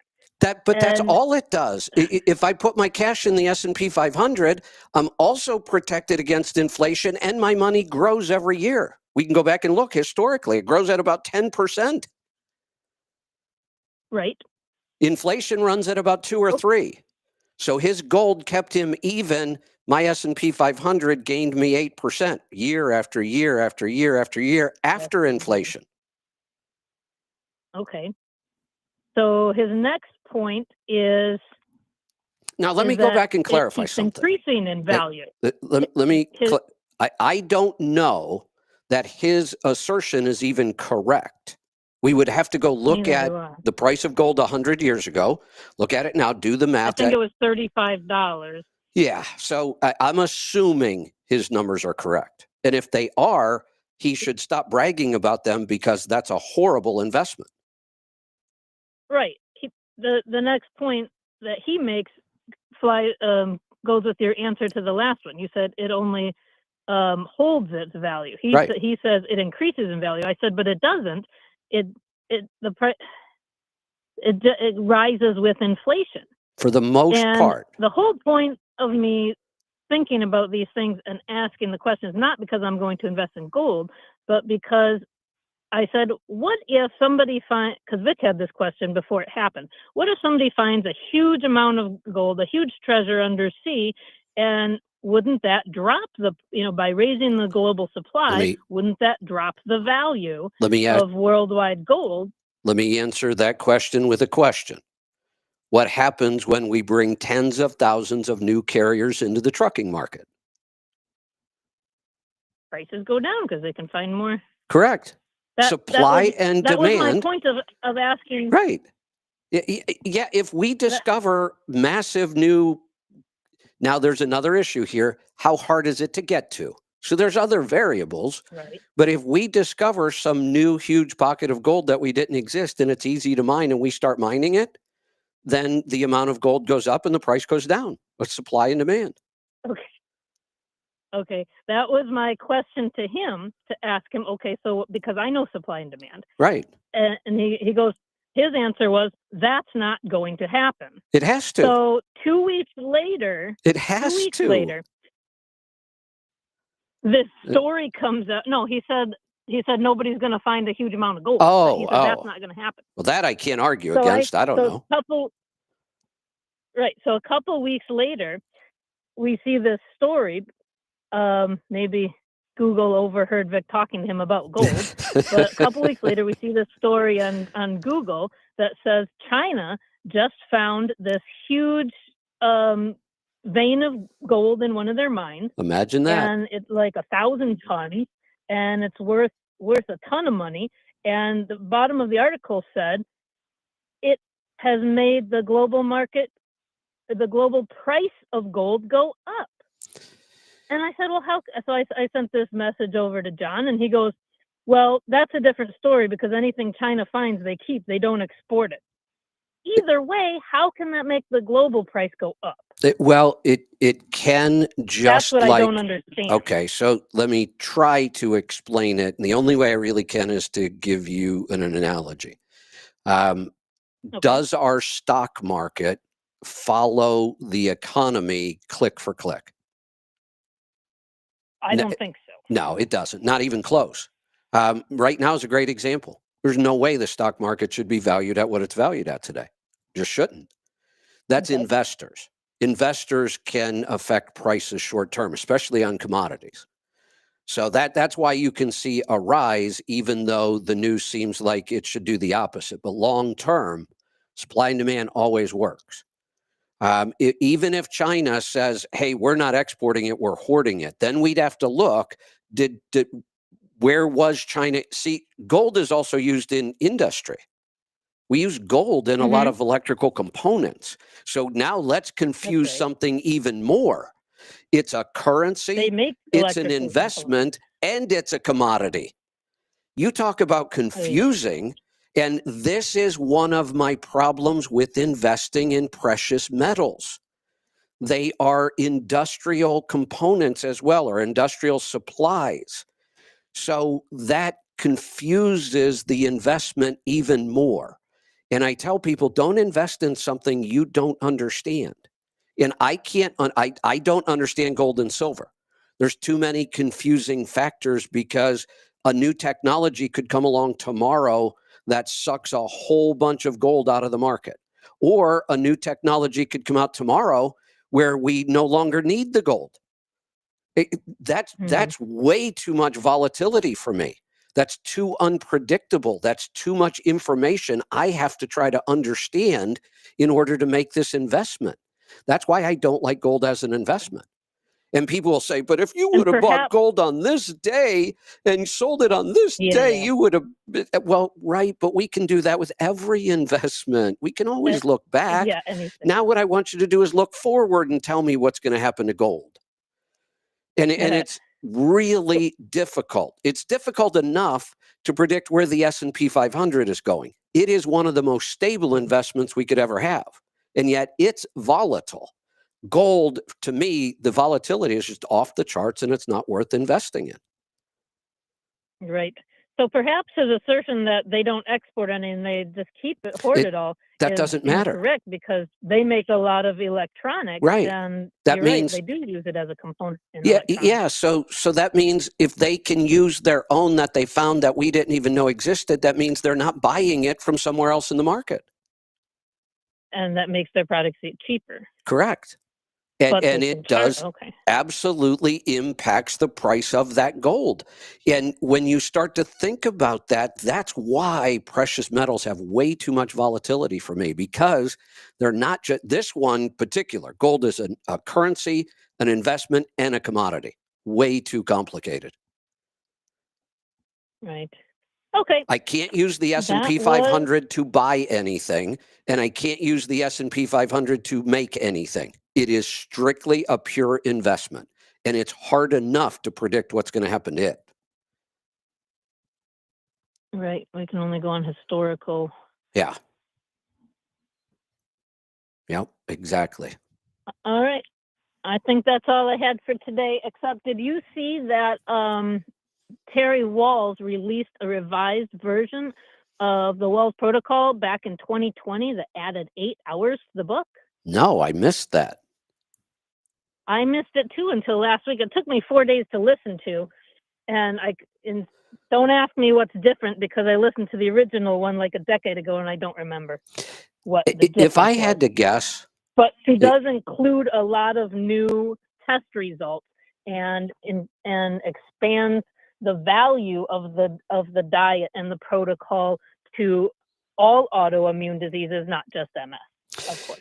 Okay, and I could see that makes sense. I would also hope that the diet got simpler. Like I said, I don't remember everything exact from the first book because it's been a decade since I listened to it, but it seemed pretty simple in her explaining it this time. Plus, she said for each level, because she now includes there's Walls Paleo, Walls Protocol, Walls Paleo, and Walls Paleo Plus. Walls Paleo Plus is like the most nutrient dense and keto. Got it. And she says on her website you can download for each a single page refrigerator page, as she says, one you print Got it. out and put on your refrigerator to follow along. So here's where I'm hoping it got simpler, because let's go back to those times early on. She was one of the early protocols, the GAPS protocol, the Walls protocol, and almost all of these were some form of an elimination diet, right? Mm-hmm. We weren't adding foods for the most part. We were eliminating foods to get to the protocol. What I remember about a lot of these is they were kind of confusing in that sometimes they would even mention specific foods, like you should be eating more cabbage or whatever it might be. And trying yes, to it was not that specific. Yeah, trying to no, see, when it comes to the vegetables, these three, it's always the same for all three levels. 3 cups of dark leafy greens, 3 cups of brightly colored, and 3 cups of brassica cabbage family. And then she goes into grass-fed, pasture-raised for the meats and stuff like that, because that's more available now than it was when she first wrote her book.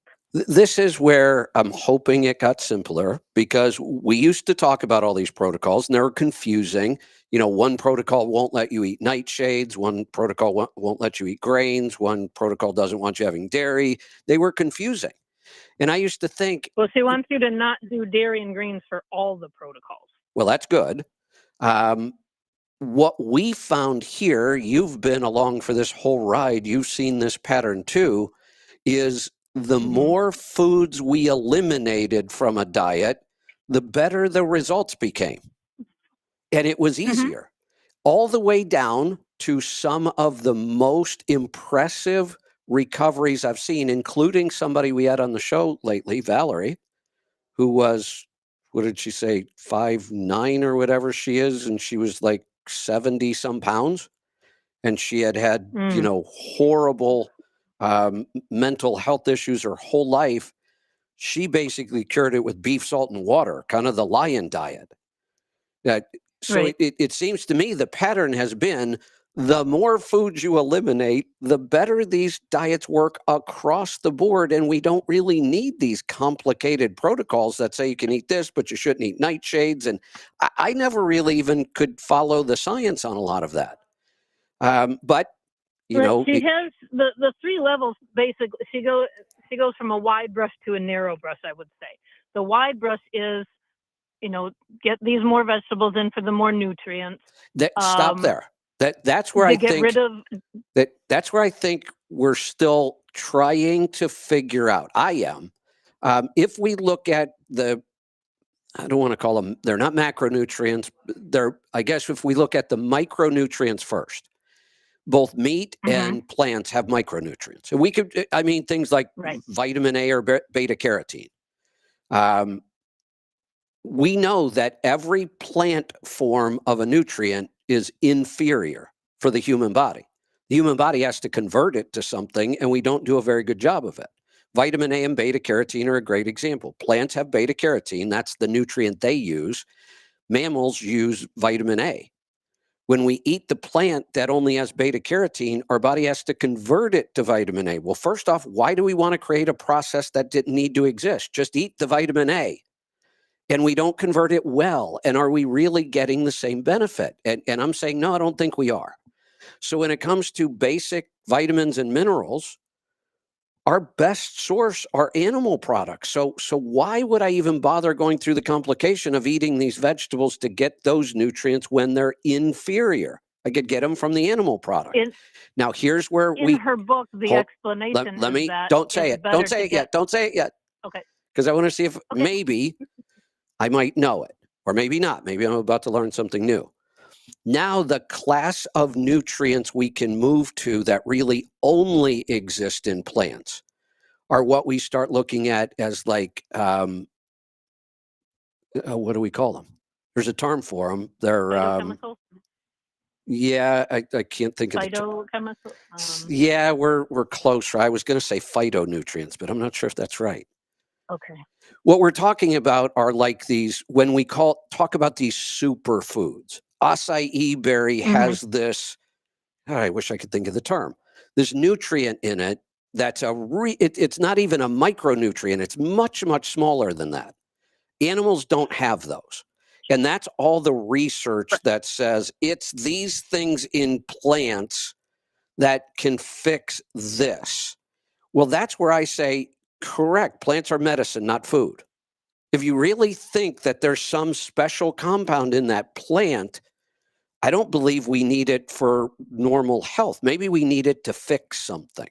But I'm not even sure if I believe in that science anymore, only because I can read the science all day long, and I do, but I can also watch results.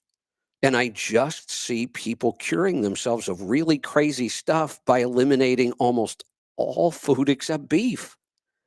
So I have to just got to go by the results that I'm seeing. And I just don't know that we need all these complicated elimination diets with a bunch of rules. Right. Well, we both know that when she went into severe multiple sclerosis, and she was Yes. a doctor, she went back and she did a bunch of research to find what are all the nutrients that I'm missing and where do I get those from. And she has her recommendation for all of the different types of vegetables because it's better to get them in the whole food form than in supplements because I believe it comes that. with Right. all of the enzymes and cofactors that we can't put into a supplement. And for her, that, I mean, had tremendous results. She went on being stuck flat on her back to be able to riding a bike within years. Absolutely. And it was Right. very powerful and moving for her. And it has helped many other people. The new book also describes that through not so much grants because those aren't given out to many people, but what's the word for philanthropic. They've been based on philanthropic donations to get more actual research done so that they can point to research reports saying, hey, this is going to help people to eat whole real food and not pump people up with medications that only forestall decline or at minimum help you deal with the pain of decline. And so she goes from the broad brush, eat the vegetables, eliminate grains and dairy and eggs, and focus on meat and healthy fats. She had then the more narrow brush is the paleo where we, I'm going to mix up. I think the paleo goes to keto basically. And she does make the information that is new to me, the ApoE4. If you have that gene, then MCT oil doesn't work for you as well as avocado oil and animal fats, that you should stay away from because of the metabolism. You should stay away from the coconut and the MCT oil. And she says you'll have to go lower, more moderate in protein and get more fats like avocado and olive oil to make up your healthy fats and get into ketosis. So that I hadn't heard before. I haven't heard that either. ApoE4, it's harder for your body to process, and you should stick with olive and avocado oil instead. Give me that. Fats. Give me that gene again. It's the one that we had another doctor on who talked about. I think maybe Wolfson, ApoE4. There's ApoE2 and 3 and 4. And if you have any alleles of 4, you should veer away from MCT and coconut oil and stick with animal fats and olive oil. ApoE4. I know I've ApoE4. Yeah. I think Wilson was talking about that before with the heart health, because it has to do with how cholesterol is processed in our body. Got it. So I just looked it up. It's approximately found in 10 to 15% of the population. Mm-hmm. So it's actually more common than I thought it would be. So it wasn't. It was. I think it's common enough that it was an issue that she brought up a few times. Right. And then the Paleo Plus goes further to if you have, try this diet first. grass fed. It's about quality, grass fed, get all these vegetables and high fat. And then goes to paleo, zooms in a little bit, and then paleo plus is if you're still not getting the results you're looking for, take nightshades and lectin, what was the oxalates. Get rid of, gives you the elimination phase to get rid of until you can, and then you can slowly test things out after 3 to 6 to 9 months based on how your progress is. But it's just a lot of information. Like I said, it took me four different shifts to get through the whole book. But I didn't know if you had seen that she had re-released I hadn't, and I honestly doubt that I'll read it.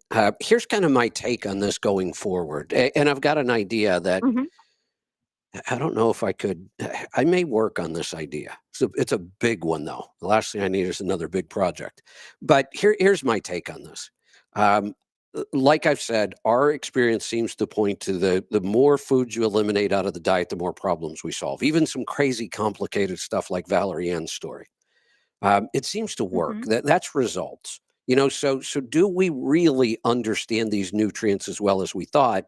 And I don't ever want us, when I say us, the functional health world, to become as arrogant as the regular health world, where once they discover something, I don't care how good your results are. I absolutely believe in keto and carnivore, right? Well, but if we learn new information about them, I'm wide open to hear that. I was shocked by Dave Asprey saying that diabetes was not caused by sugar. Sugar's the problem, was not the root cause. He believes that the root cause were seed oils. The cell membrane makes so much sense. Yeah, it does. But we weren't saying that. I was screaming the day before that, it's all about sugar. It's all about, well, no, maybe it's not. And that changes the way we approach this. So I'm simply trying to stay really flexible, but I've found my place in all this. And my place is not where Dr. Wolfson is or where Dr. Walls is, where they're doing really kind of high level testing, and maybe they're onto something with some of these things. My place is helping people change their diet and their lifestyle and lower stress. I mean, there's a lot of things I can help people with. I don't want to move beyond the basics on the nutrition. I will stick with the more things you eliminate from your diet, the healthier you're going to get. If it's not working, once in a while we get those cases where we're not getting the results we thought. I'm going to pass them on to somebody like that. I can't possibly do that kind of in-depth research anymore. I've tried. I can't keep up with it. It changes so fast. When I think I know something, and then something like this. Oh, here's another new book that I'm going to have to take 3 days to read. And am I really going to use it in my practice? And I'm not. So I like where I am on this. I like really being that catalyst to get somebody to change their diet. I can help them with some basic supplementation that has always worked for us. I can help them choose the right foods. I can answer all their questions. We can help them with digestion. When we get these outliers, maybe it does require that kind of a specialized diet. But if it does, I can't understand it. And I think my time is better spent focusing on where I really have a big impact. And at some point, maybe we will figure this out. Because I'm not completely convinced you need that kind of complication. We'll see. But here's my idea. Right. Big project idea. So we know we're never, ever going to get any really good double-blind placebo-controlled studies on things like which really works better, which is healthier, carnivore or vegan. Let's do the extreme first. Right? You can't do a double blind when you have meat versus not meat. Right. So there's a problem. You can't even do a double blind study on this. But this, to me, is far more important than some of the things we spend a gazillion dollars on doing double blind studies on. And nobody's really doing this. Or here would be another example. Would the lion diet work better against MS, or does this very specialized protocol work better? I'd love to see a good. Well, I don't think we need huge numbers of people to prove some of these things. At least prove No. a direction. So what about this? What if we could put together a reality TV show, kind of like Big Brother? I think that's the one. I never watched that one. But don't they all have to go live in the same house for months? I have no idea. I don't watch those shows. I don't have time. Yeah, so what if we could come up with a reality TV show? Because now we might be able to get money. We might be able to get sponsors for this, and we just do these smaller size, very controlled tests. You're going to live in this house for 3 months or whatever we can, figure out financially we can make this work, and we will control everything you eat. And then we have another house that's the control group or the comparison, and we could actually control everything they eat. It's a much smaller test, far less expensive than doing this clinically. It's still going to take a lot of money, but it's doable, and we might get some pretty darn good, accurate results quickly. That does sound doable. I love the idea. I just don't know if I can afford the time. I mean, I got to go out. You got to go out and find money and sponsors and production crews. I went down this road once. I tried to create a reality TV show. I think I got 4 episodes, but it was costing me $10,000 an episode, and I had 0 revenue from it, so that wasn't working. But I think there's a chance. I wish I had more time to dedicate to an idea like that. Well, and we both have spoken to Terry Walls in person. Perhaps we could talk to her about, in the test that they're running, try some lion diet and see what happens versus her protocol. Yeah. It's an extreme elimination diet is all it is. Exactly. Right. That's what it is. And that's kind of the progression for me. Is we had elimination diets. Well, then we had a more strict elimination diet. Then we had another one that eliminated even more foods. And it just seemed to me that the more we eliminated, the better the results were. The more problems went away. Right. Oh, okay. All right. Well, the dogs are getting restless. I got to go. Yeah, well, my calls are filling up too. I just looked at the board. We're loaded here. Let's go to South Carolina. Danny, welcome. Hey, Kevin. Hey there. Let me shut this stupid truck off because it's going to keep beeping. Did you get? I sent in last week when we were talking about the blood pressure, and you asked about my the fasting blood sugar. Yeah. I sent over. If I can find it, I think this is it. You should have it. She found it. Who's your call screener? I forget. What's that? Who was your call screener? Oh, Angie's screening today. Yeah. She's got my info there. Okay. The blood results. Right. So you wanted to know. Yeah. So last thing is way down here. Yeah. Where is? What page is it on? So I don't glucose. Do what now? Is it glucose? Yeah, glucose. So you're fasting. You were 90. Yeah. Which is exactly what I expect to see with somebody that's eating a low carb diet.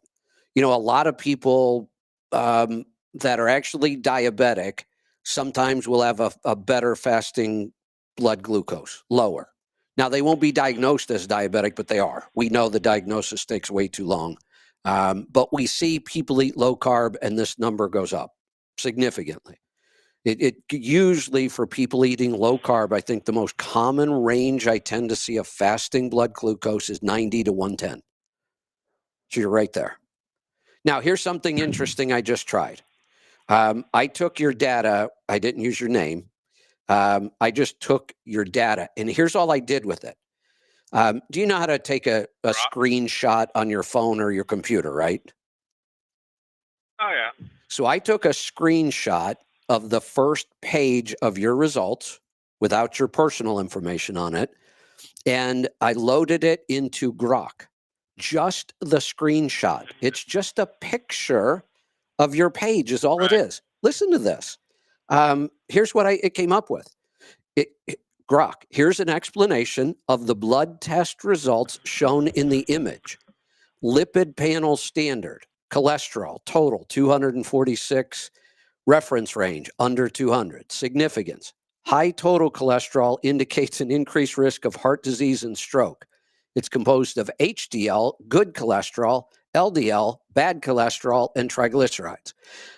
Sorry, Grok, you failed already. Here's the problem with AI. Yeah, I know. Now, I could go through this. It goes HDL, triglycerides, LDL. It breaks all this down. White blood cell count, red blood cell count, hemoglobin, hematocrit. It goes through everything that was on that picture I gave it and analyzes it and gives us results. That's incredible. But what we have to remember is it doesn't mean the results are correct. Yeah. Cholesterol, I can never remember what you say, and I usually don't worry about it. But I can do it. Okay? I can do it real quick here. Your HDL to triglycerides is the ratio that's the most important. It should be under 2, ideally even under 1. Yours, if I'm doing the math in my head, is going to be about 1.4, which is outstanding. I mean, you're darn near the optimal range. You're in the good range, almost optimal. All right. Yeah, because because you got HDL, LDL, total, all that, and I can never remember what's good or bad, and I didn't really bother with, I know, this result showing red, which is, it says it's out of range, but There's nothing wrong with your cholesterol. it says my vitamin D was high because it was a 125. That's a little high. It's not high enough to cause any kind of symptoms, so I don't worry about it, but you could cut back on your supplementation a little bit.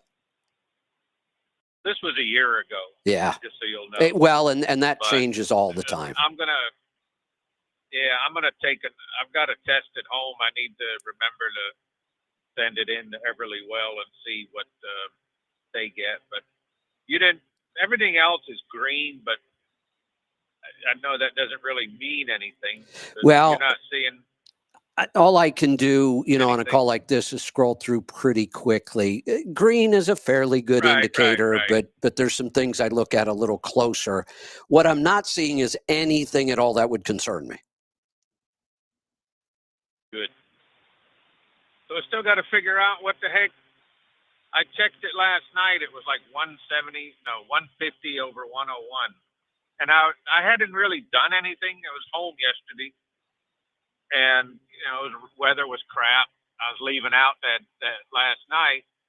So I just stayed home. We were just sitting around. I mean, I wasn't doing anything. It was just, walking around from one place to another. And all I had to eat was sausage, eggs for breakfast, and a ribeye for supper with some broccoli. That was it. There you go. So it's like, it's frustrating. Like I told you last week, you try to do the right thing and you end up with this, and it's like, where do you go from here? Yeah. Hey, I wanted to run one more thing through Grok because you brought up the vitamin D level. I wanted to see what it would come back with. Here's the interpretation on your vitamin D level from Grok. Vitamin D levels are above the normal range, indicating an excess. This could potentially lead to hypercalcemia, too much calcium in the blood if untreated, although high levels are usually less concerning than low levels unless extremely elevated. Here, I will give Grok an A+. They got it exactly right, better than most doctors. Most doctors would freak out when you're at 120 and start telling you all the damage you're doing. You're not doing any damage. You are not showing increased levels of calcium in the blood. 125 is nowhere near being dangerous. We don't need to keep it that high, but it's not hurting anything. Grok actually got that one right. Good. Yeah, I donate blood every whenever they're through town. You got the blood connection and One Blood. Yeah. And they're at the Walmart every once in a while. But the last time I went, blood pressure was fine, but the iron, I think they said it had to be at least 12, and it was like 11.7 or something. And I was like, that's weird. So well, iron, blood, but there's multiple ways of measuring iron. We can measure the iron itself. We can measure the ferritin. Iron is another one that the standard medical community gets wrong all the time. They're either worried that it's too high or too low, and usually it's not a problem at all. Anybody eating a carnivore diet, yeah, anybody that eats a high animal product diet, I'm not too worried about iron. Usually when I eat a steak, it's usually, I'll buy like a 2-pack, and it's usually like almost like 2 pounds. Yeah. So each steak is, 15, 16 ounces, depending on how it's cut.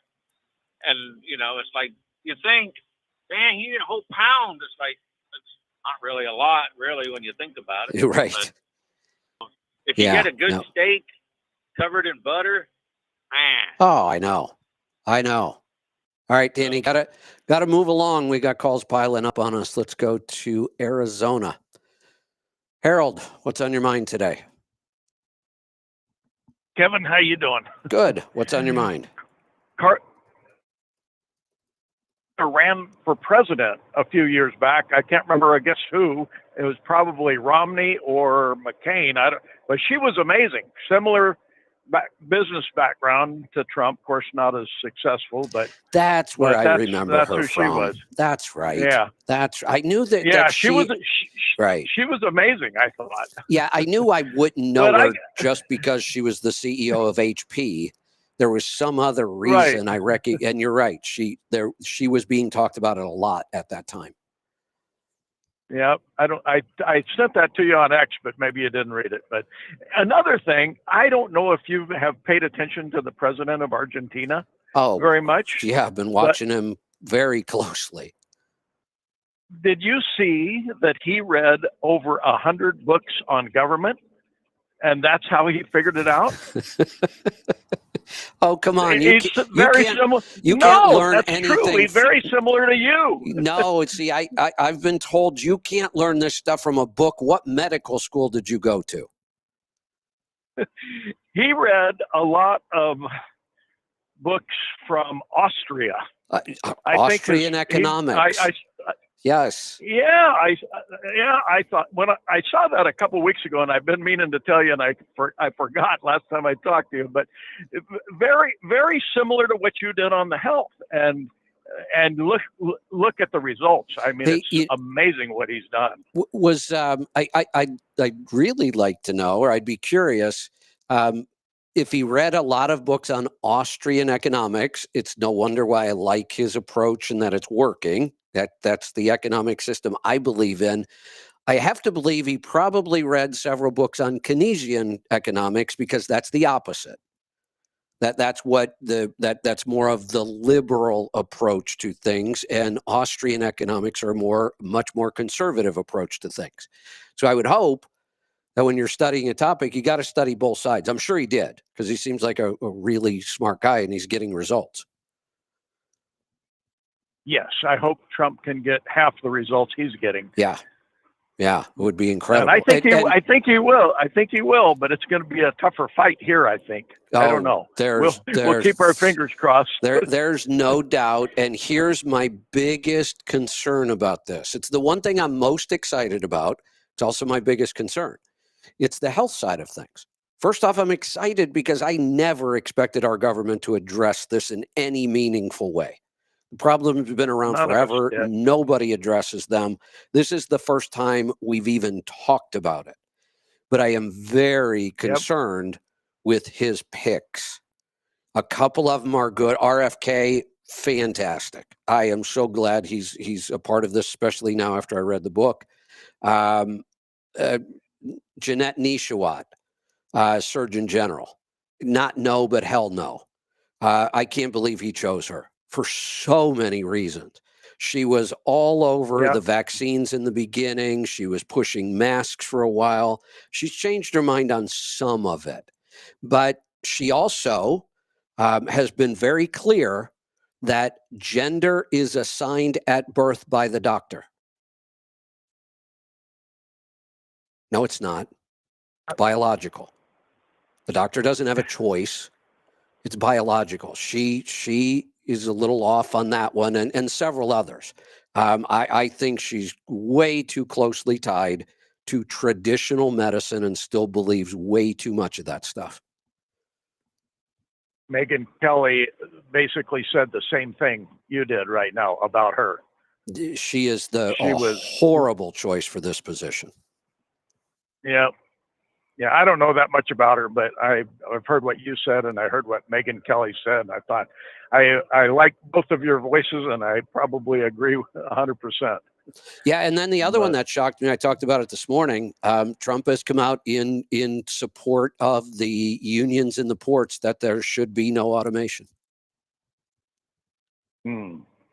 Yeah, I don't know about that. You got to have automation. Yeah, absolutely. So I will be just as hard on Trump as I've been on anybody else. There are certainly some things he's doing that I think are completely misguided, misdirected, and some of the health issues are probably going to fall down this line. I'm hoping we see any improvement.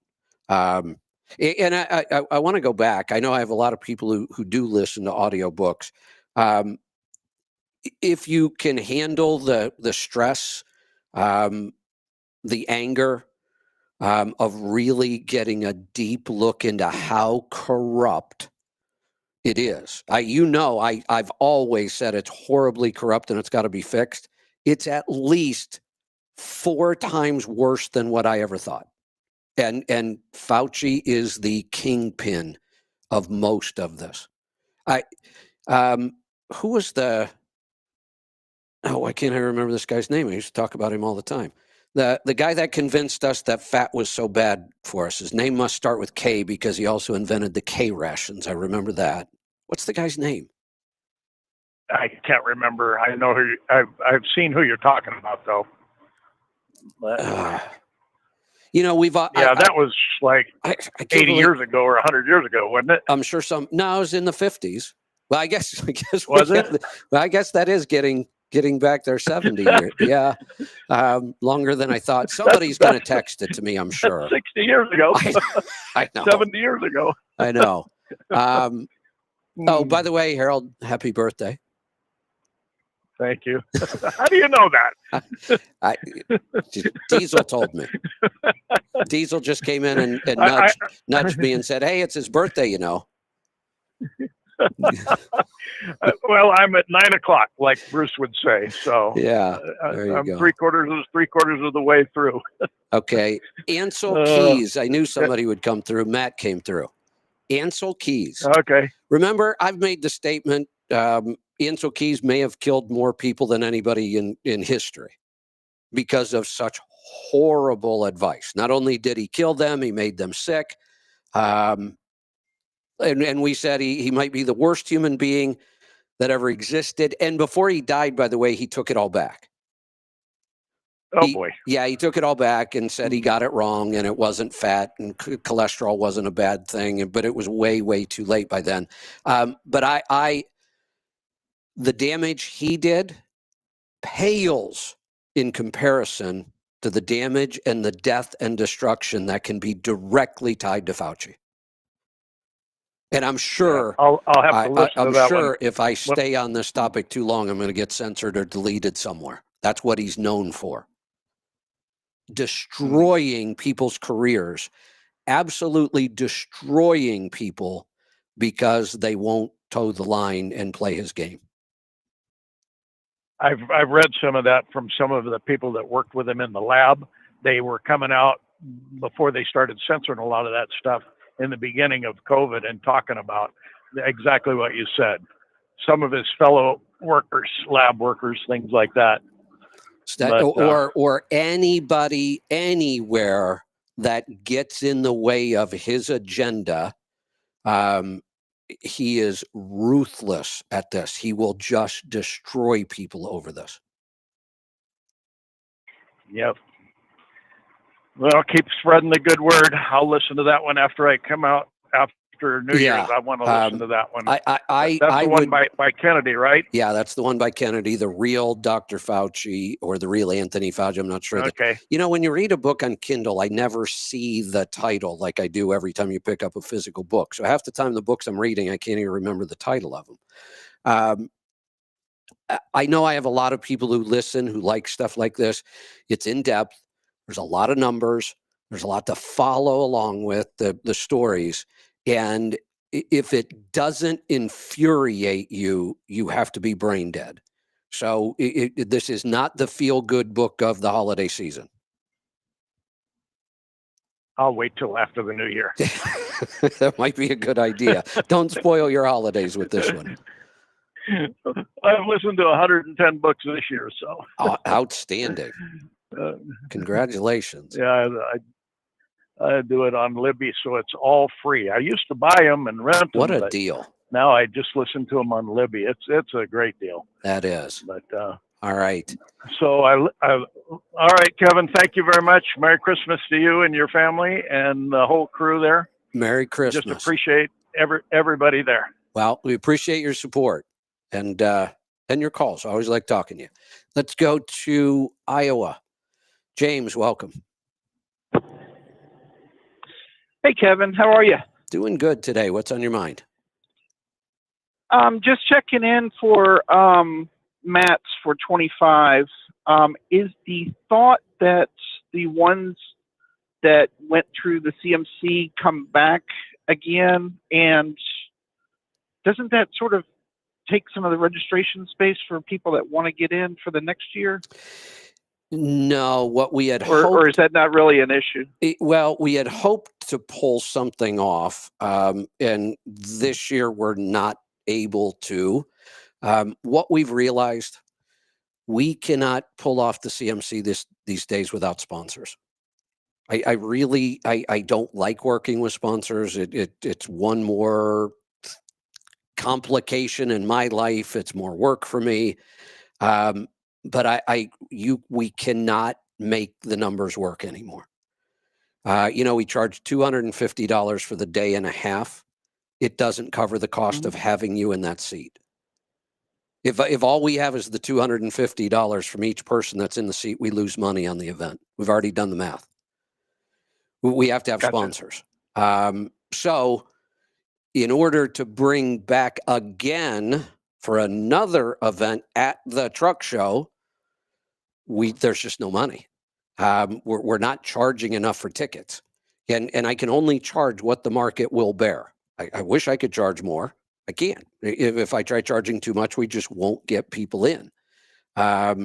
It's why we've gone to the hybrid model, because for $1,000, I'm giving you about 20 times more information than you're going to get for the $250 of the live event. That's why we do the hybrid. That's why we've done it this way, because costs are just so out of control at these events. I mean, you would not believe what we have to pay just to have a pot of coffee sitting over on a table.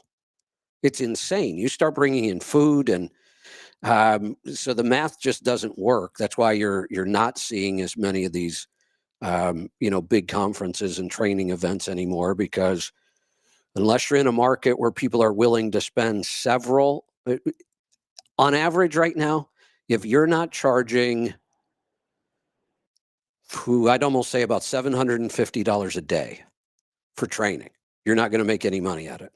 The costs have just spiraled out of control. So we realized that we're bringing in sponsors, but that's taking up a lot of my time right now, trying to negotiate with sponsors and create deals for them and get some money in the door so we can make this work. So as of right now, there is no ending event to this. I mean, there is an ending event, but it's going to be virtual. Ultimately, I would love to be able to figure out how we could afford to do at least a simple get together. At Matt's, we got to figure out the time, the place, the money, and this year it's just not going to happen. Okay, yeah, no worries. In addition, a couple of follow-ups with that. there was a discussion at one point, gosh, it's probably been 6 months, a year ago, that Truck Stop and you were going to have some, I don't even, notification for brokers that MC had gone through this course. Is that still in the drawing, in the works? It's always been on the list, and I'll explain what that is. So if you use Truck Stop as your load board, you will see that there are TIA certified brokers, and they have a special designation, and there are features they have on the load boards that non-certified brokers don't. And that's been a while now. That was a program between TIA and Truck Stop. So I went to Truck Stop, and this was years ago when I was working with the original founder and owner, Scott Moskrip.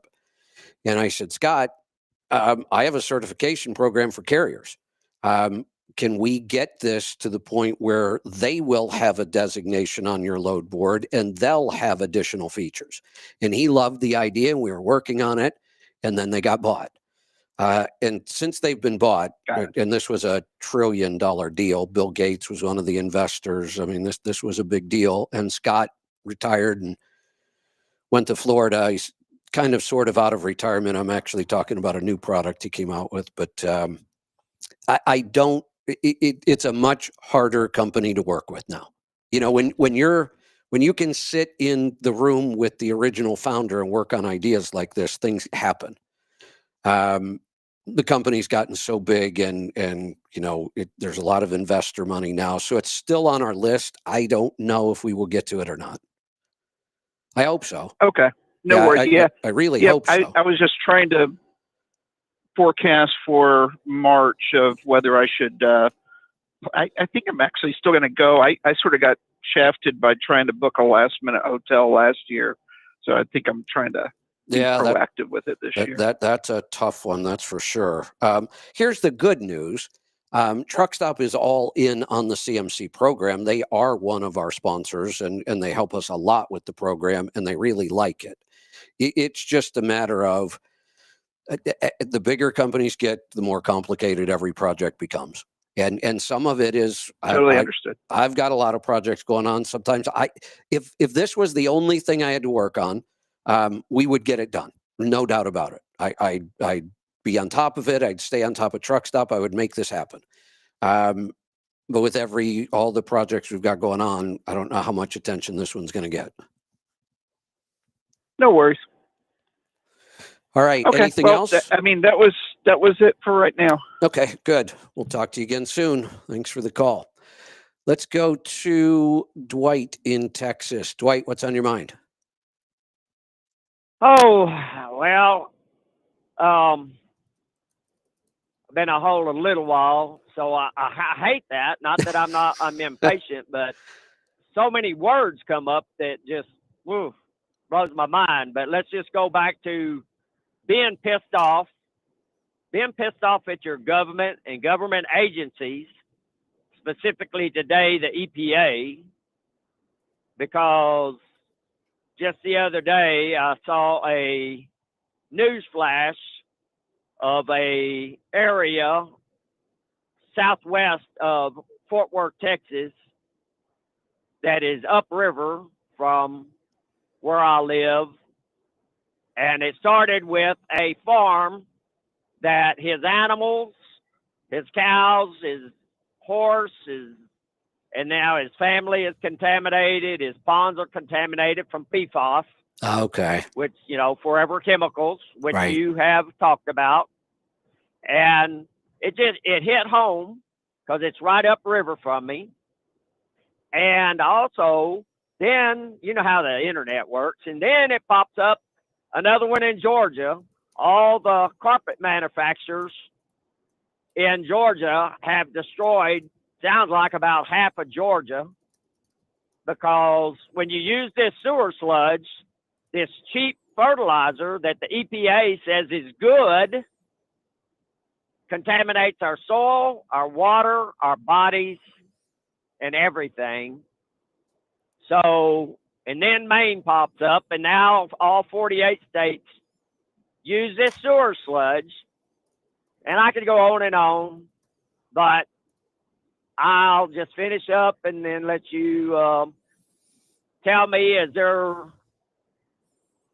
I eat organic. We raise as much as our stuff, although now I'm going to have to worry because you don't have to even use the sewer sludge, which by no means would I do it, which Right. back in the late 80s and 90s, I had a landscape business and a nursery.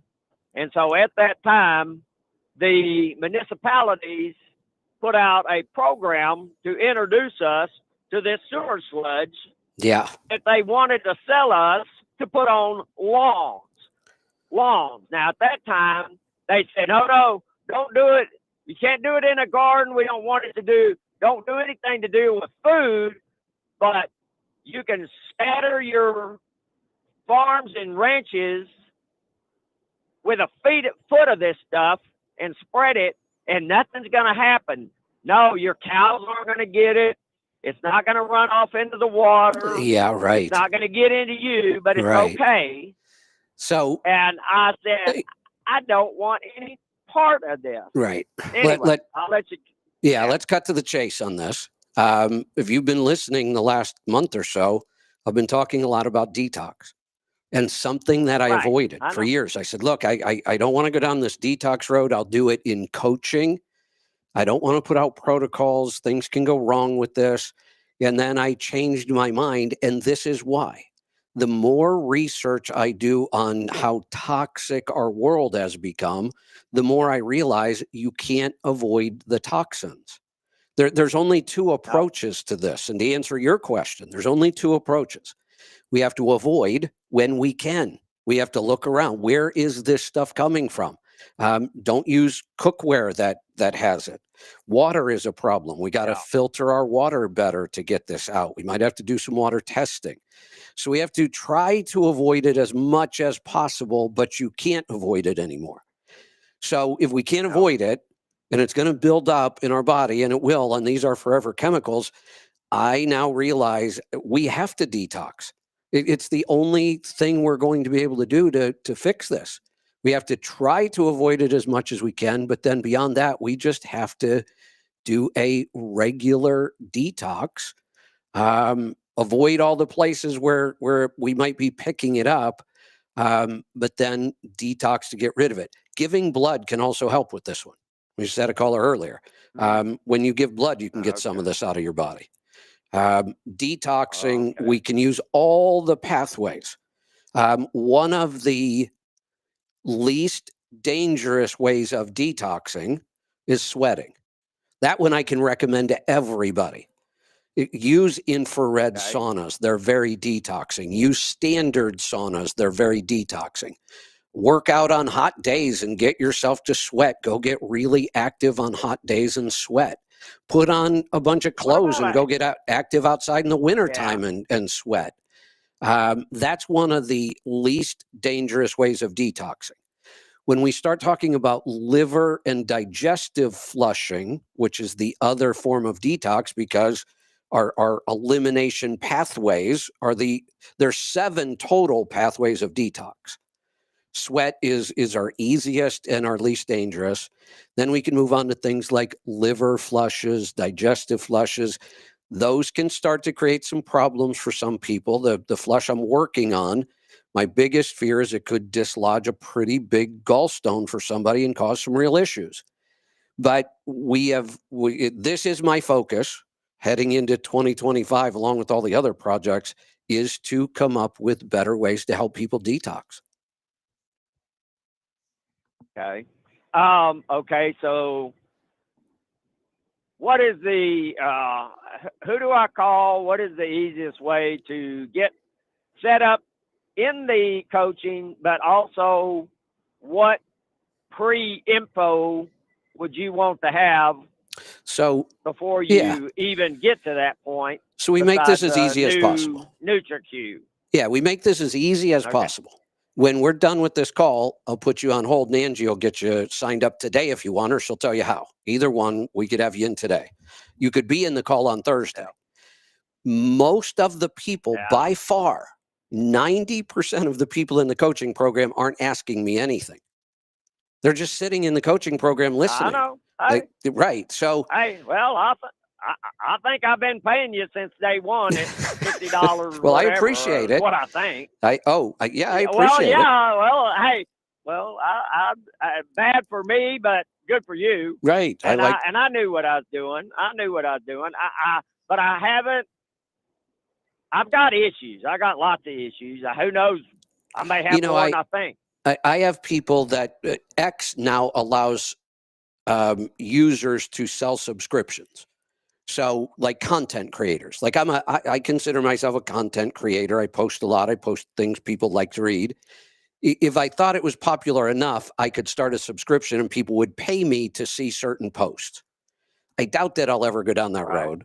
But there are people that do. In fact, I have a guest coming on. We don't have a date for her yet, but we're working on it. She has agreed to come on. She wants to. Probably one of the most outspoken critics against the vaccine. A huge proponent for ivermectin and hydroxychloroquine, and Texas has been trying to take her medical license for about 3 years now. She's been fighting it like crazy. Very, very outspoken. She has a huge following on X, about 500,000 people. I never thought I would be able to get to her and get her on the show, but I was able to. There was a point to why I was bringing her up. Oh, I know. She has a subscription, $2 a month, and you get special posts that nobody else sees. I have a couple people that I pay for their subscriptions, and half the time I don't even look at their material. I do it just to support them. Yeah. Because that is how these people need to make money. So even if and when I need to, I know I have a bunch of material there I can go read and learn from. But many of my subscriptions I haven't even looked at in 5 months. I don't have time. But I do like to support people like that. So when it comes to what you need to get me ahead of time, nothing is mandatory. If you showed up on Thursday and just said, here's my problem, we would start talking about it. And I would say, okay, well, let's do a NutriQ. Let's see if we can get this blood work. Send this over. So it's pretty casual. It's informal. The more you send ahead of time, the more prepared I am on that particular call. But if you ask me a question 1 week and you don't have the material, I'll just tell you, well, get this and we'll talk about it next week. Well, and I kind of wanted to have a little info. Sure. Sure. You know, even if it's a NutriQ, but I've got to get my blood tested. I want to do a couple things. There's several doctors that's involved with that, and I think Casey Means was one of them, her company, if I'm not mistaken. But aren't there a lot of doctors involved with her in that deal for the blood testing? Say that again? Do you know what I'm talking about? No. Casey Means. Oh, right. Blood testing system. Yeah. I don't know anyway. where. Yeah, I don't know where she's at on that right now. Since she's been on the show, I haven't really followed up. The doctor I'm talking about that we're trying to get on the show just finished a podcast with Kelly Means. There are probably people who know who I'm talking about. I don't want to put her name out yet till we actually have her on the schedule, but I'm about 99% sure it's going to happen. I think, I'll ask my wife. She's going to know because she was at a little rally during the pandemic, and I didn't be her because she was a doctor, and she told people, I will get you ivermectin, I will get you hydroxychloroquine. Yeah, and you know what happened? Yeah. You know what else happened with this that is shocking to me? When she would prescribe ivermectin, the pharmacies would refuse to fill it. What? The pharmacy was deciding over a doctor which medication you have access to. Yeah. That is so wrong, and I can't believe we allow that to happen that's why I want to get her on the show, because she faced this and still is. She's still suing Texas. They're trying to take her license away. She still can't get some of this stuff prescribed at times. It's just, here's something else I can say. I lost a business partner, not to COVID treatment. We were trying to get him, we actually got him ivermectin, and the thing with ivermectin is you have to take it early. And he didn't. He didn't think he needed it. His wife took it and she was fine. He didn't take it till it was too late. And then he ended up in the emergency room, and they immediately put him on remdesivir. You're going to learn a lot about remdesivir if you read the book that I was just talking about, and refused to allow the ivermectin even in the hospital. And then they put him on a ventilator. And I told his wife, I said, if you don't get him off that ventilator, he's going to die. And he did. And what's really sad now, had I known this doctor back then, he would still be alive. Right. He's in Texas. This happened in Texas. Had I known about her then, and I could have sent him to her, he would still be alive today. That's a sad deal. And I've got an elderly lady. It all comes back to Fauci. Not a little bit. It all comes back to Fauci. Yep. Remdesivir is his drug, by the way. Oh, he gets patent money off that, right? Yes. And he gets tons and tons of patent money off of all kinds of vaccines. That we paid him $500,000 a year to make on our dime. He's the highest paid employee in all of federal government, and has been for decades. Well, and yet he makes a gazillion dollars because he holds that position and how corrupt he is. I really, really hope that he gets what's coming to him. If he doesn't in this life, he's certainly going to in the next. Yeah. Well, there's probably a real good reason that he's got bodyguards nonstop around him. Yeah. I wonder why. Yeah. All right, Dwight. Anyway. Anything else? Yeah. Send me Okay, to go Angie. ahead. Let me see if I can confirm and make sure. If not, get in it. All right. Appreciate it. I'll put you in the queue. Angie, could you pick up Dwight and get him taken care of? And Dwight, I'll talk to you on Thursday. Hey, Tom. Yeah, I'm back. Do you have a 2-call certificate today? Yeah, I did. I sent it to Angie. I emailed it to her. Okay, got it. Just making sure we follow the rules. You know how I am with rules. You got to follow the damn rules. Yeah. Hey, you haven't followed the rule in your life. But before you start, I want to go over this with you because you're pretty active on X, right? Yeah, I'm just on there right now. It pisses me off. So you remember, I think it was last week when I talked about the woman who went on and was complaining she couldn't make her dispatch business work because she couldn't find any good clients, just steering wheel holders.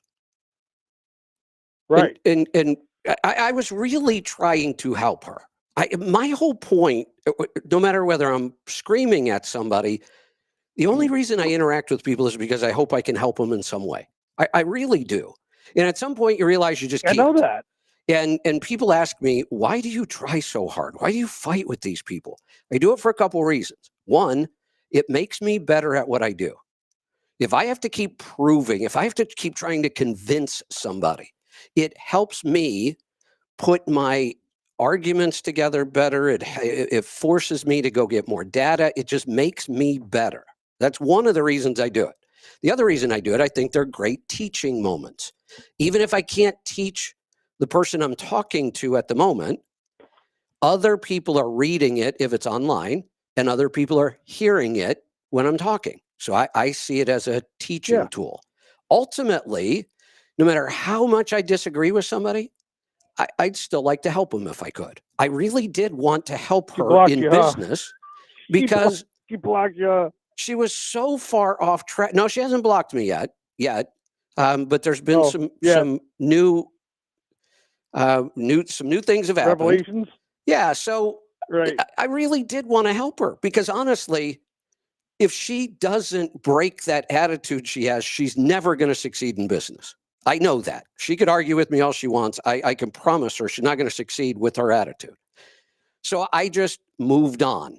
I invited her to the show. She just ignores that completely. So I just moved on. Well, I got into a huge argument over the weekend on social media about calories in and calories out.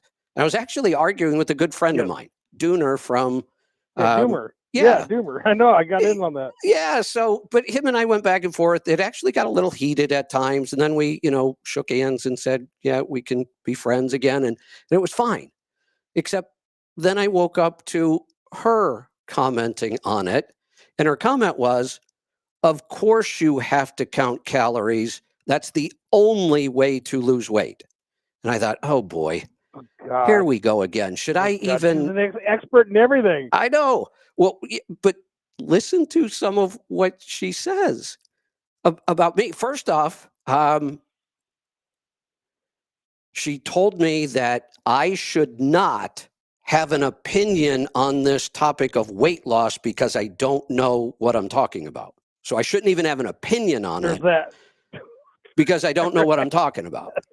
Right. So I posted that and then she responded. Here was her response. To be fair, I think you shouldn't voice your opinion on most things. I think a well-informed kindergartner could school you.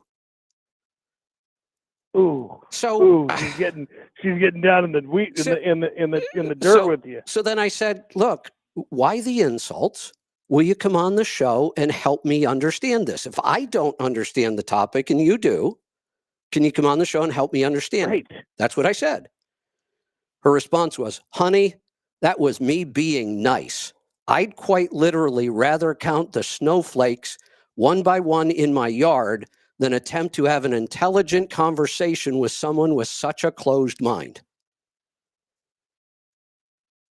Probably one of the most open-minded guys, except about grains, that there is out there. I could even go along with the fact I've said it. If you really want to keep grains in your life, let me help you. Go get ancient grains that haven't been modified, soak and sprout them. That's all I said. Right. I'll even help you keep grains in your diet if you choose that you really want them. But I'm closed-minded. Well, and that's the whole thing is right. No, right. Well, and that's the whole thing about grains is that, from what I can ascertain, as soon as you grind them, they very quickly lose whatever nutrient value they did have. That probably wasn't much anyway. Well, wait but a I minute. was just trying to say it's worse than that. Go ahead. It's worse than that. Grains are loaded with anti-nutrients. That's why we have to fortify them with supplements. Well, when you buy enriched, I just wanted some research about the ancient grains. Are all grains like that, or just the GMO grains that we spray with glyphosate? Well, most wheat is not GMO. I don't know if there's any GMO wheat. Somebody could probably tell me that. Gruck could probably tell me. I don't think there's much. So in wheat, it's not the GMOs we're worried about, but we have hybridized them to the point that they are loaded with gluten, way more than what they used to have. And that's an American thing. Yeah. So if you go back to the ancient grains that haven't been hybridized, they're still basically in the same form they were 100 years ago. Our wheat is nothing like what it looked like just 30 years ago. Right, and nothing like Europe's. Correct. Nothing like Europe's. You know, guys are going over to Italy. Guys I follow that are, they're really fit. Yeah, I mean, and they go over to Italy and eat the spaghetti, and that's fine. all I was trying to get at. Is I wanted to see some research on the grains in Europe compared to the grains in the United States. The biggest difference is that they're not. It's not a GMO issue. It's we've hybridized them to be commercially successful. Our wheat is much shorter. It grows closer together. You get a lot more volume per acre. All of that. It's easier to process. It stores longer. So we have hybridized it for all commercial reasons, and nobody cares about the health aspects of it all. If you can hybridize it and make it easier to ship, grow faster, produce more, last longer, whatever, that's all good. Don't worry about what it does to the health. That's the difference. So if there were research, that would be the conclusion, is Europe hasn't messed with their wheat the way we have. Yeah. Well, and I don't even eat that much wheat. That loaf of bread that I was talking about 4 or 5 days ago, that's going to get moldy. Haven't touched that. But when I went to make my my gravy on Thanksgiving, last year I tried the almond flour and it's gritty. I don't give a shit what, you know what I mean? It's gritty. It doesn't taste good. And to have a tablespoon of flour, it was organic flour even, but nothing. There's nothing that'll thicken that I found like a tablespoon of flour. Yeah, I have pretty good luck with. Oh shoot! Now cornstarch. No, cornstarch. I'm not using cornstarch. No, I can't think of it. It'll come to me. My mind was on almond flour. No, almond flour doesn't work very well. No, it's the greatest stuff. It's also it's a really light white powder. I just can't remember what it is. I even use it to coat things, like if I'm going to deep fry. Arrowroot. Oh, okay. I'll try that. Arrowroot makes. Well, here's the thing. Once you learn how, it's not that hard. You use the same method you use to make like a gravy if you're starting with wheat kind of thing. Arrowroot makes a better gravy. Once you learn how to use it, it makes a better gravy, and it's not a grain. Sarah also says put in a little of the Great Lakes gelatin, the clean gelatin. You can do that too. Oh, gelatin. Didn't even think about that because it all gels up anyway if it's in the refrigerator. Right. Oh, that's a pretty clever idea. See, that's what I love about X. Let's post that on X. Oh, hey, by the way, I want to go back to this. Obviously crazy. I didn't really finish my story. I do try really hard sometimes to get through to some people. And people say, why do you bother? Stop arguing. Get back to what you... No, this is what I do. At some point, I will say, yeah, it's just not going to work. I am now at that point with her. She's never going to listen to anything I have to say. And she's not willing to come talk to me about it. No, so at this point, the whistleblower. Yeah. Just block them. Well, no, that's a different a lot of one. people to help. That's a different one. He's beyond help too. There's no way. Actually, there is one other reason I interact with people. Sometimes to an extreme. Sometimes, and this is the case with him, I do it just to aggravate him. Oh, yeah, well, he's easy to aggravate. Well, and I can be petty like that sometimes. Sometimes it just gives me some satisfaction to just aggravate somebody. I know that's one of my downfalls. You know what I mean? but you know what I mean? I am petty about it. I'll admit it. I'll admit my fault. I don't even know if it's a fault. Too enjoyable to be too much of a fault. You know what I mean? Over the weekend, for whatever reason, I was pretty active on X over the weekend because I was reading the whole time. And when I would take a break from reading, I would just check in, post something. And a lot of times I was posting stuff that I was just reading from the book right then. So because I was talking about health and vaccines and Fauci and carnivore, and the vegans came out of the woodwork, the vax people came out of the woodwork, I was getting blasted all over. Listen to this one.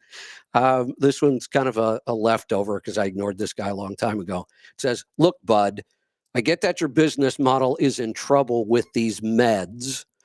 Of course, diet and exercise and a crazy amount of effort leads to short-term wins. That's what doctors are all wrong. Buy my book, services, supplement instead. Gurus count on long-term high fail rate. How are you ever going to get through to a person like that?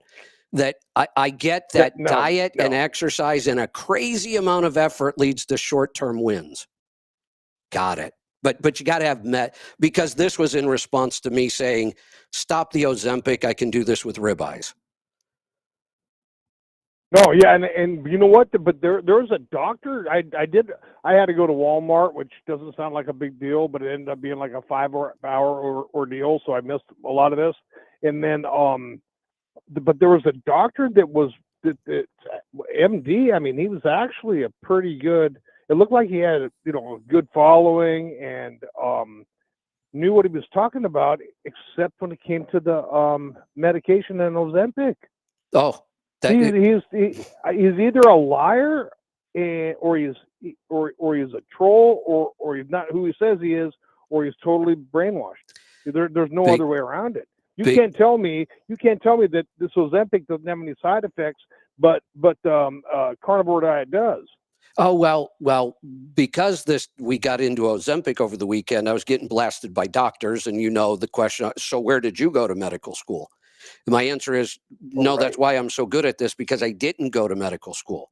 I'm not beholden to the big pharma companies. I'm not looking for a bonus for, a guy like this is all over me because I sell supplements. Oh, you're trying to sell a course. You're trying to sell a supplement. Well, if he knew me, Tom, how hard do I push supplements? You tell people not to do it. The only time I hear you say is you don't need, no, because people will say, yeah, well, maybe I should get that D&K or whatever it is, and you say, no, right now you don't need that. You know what I mean? Right. But so he'll get all over me. Oh my God! Because I sell something, a supplement, a course, a coaching program, whatever. But he doesn't see any problem with the hundreds of thousands of dollars going to doctors for prescribing this stuff. He acts like I have a financial motive, but doctors don't.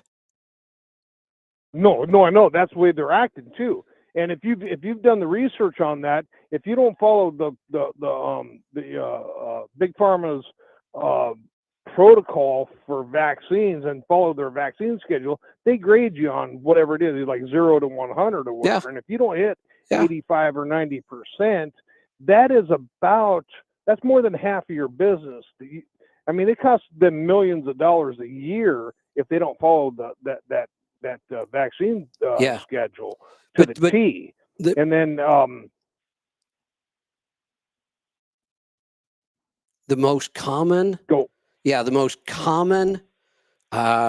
criticism across everybody in the natural health world, not just me, but I get it all the time. The most common criticism is, you're just doing this to sell supplements or courses. Well, I have to make money. I mean, I am not a charitable organization. Yes, I have a financial incentive in doing this. But what I've learned that I don't have the advantage of insurance companies paying for things and people that if a doctor prescribes something, they just take it. They believe he's God. I don't have any of those advantages. I have to convince people that what I'm saying works. I have to get results. Because if I don't get results, I'm out of business. And I have to make some money doing this. We have made a big shift. There was a time where our store, supplements were 90% of our sales and food was 10. I haven't looked at the statistics now, but I bet it's a whole lot closer to 50-50 now. And that's 50-50. Been our shift. Yeah. I'd rather get people good, really nutrient-dense food with no junk in it than supplements. And that's what we've shifted to. Then they won't but at some them. Point, I got to make money. Yeah. And I don't know why it's okay for a doctor to have huge financial incentives and nobody questions their advice. But if I try to sell somebody some vitamin D, then all of a sudden it's snake oil and I'm just in it for the money. Well, here's the big question: is that doctor? I hope Musk looks on this because it is X, and I don't know how he could possibly get the financials from the doctor. But there's a reason he's posting that on X. You know what I mean? He can follow the vaccine schedule. That's one thing, but for him to go and take the time to post this nonsense on X, is there a financial incentive for him to do that? Sure. You see what I'm saying? Sure, there is. Yeah, because he could not only in his own practice, there's some of that. Somebody might see it and go, oh, there's a doctor that really understands Ozempic and he gets it, and I'm going to go to him, and that's one financial incentive. Oh, right. The other, he could be directly paid as an influencer by Big Pharma. Exactly what I'm wondering. Yeah. Exactly it absolutely could be. And most of them probably are. I doubt that doctors are pretty busy people. Being a doctor today sucks. That's what. They have so Well, that's what I mean. He's right. spending all this time, and, Yeah, and he's yeah, spending 4 minutes with every patient. Yeah, and like me, I'm on X because I hope to generate more revenue by being there. I get that. I'm not against that, but don't turn it on me and say I'm the only one with the financial incentive. No, and yeah. I mean, you're.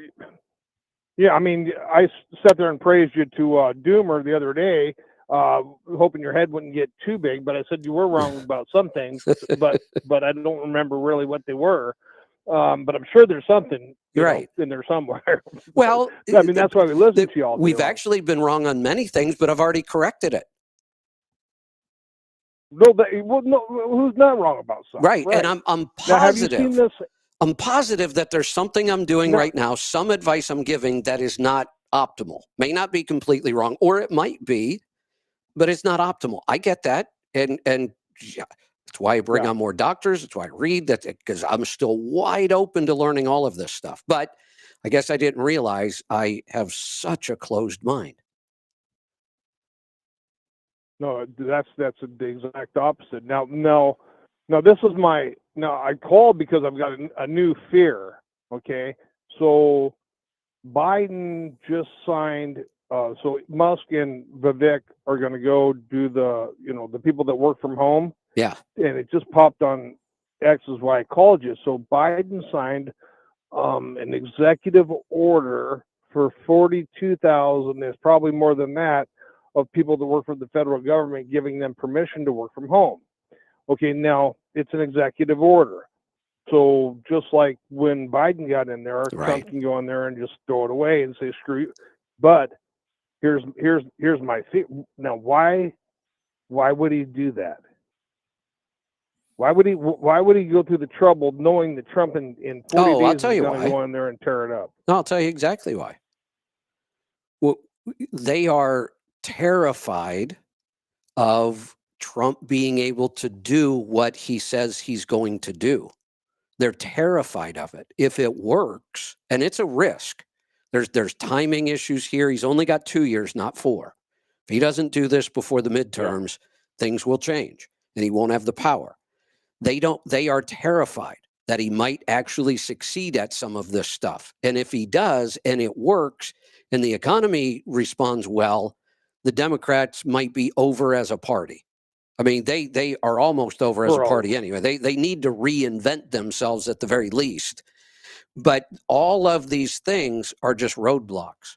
They're just a way to slow him down, make him have to deal with all of. That's going to slow him down.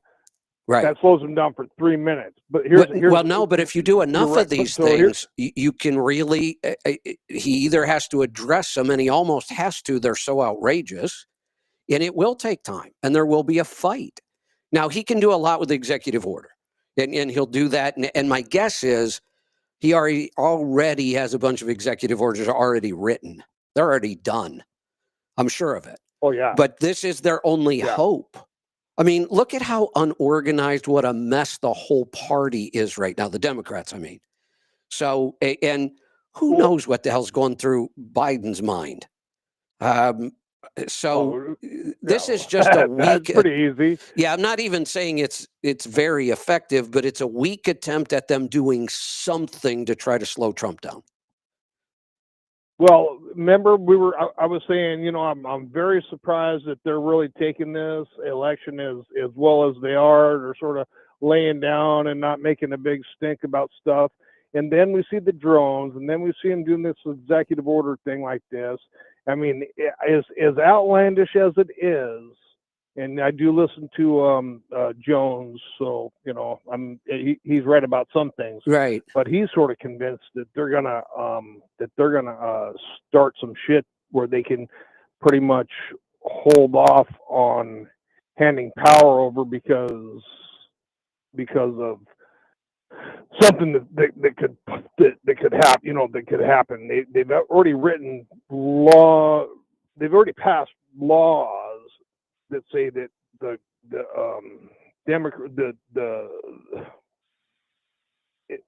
the government can take over in case of war or civil unrest.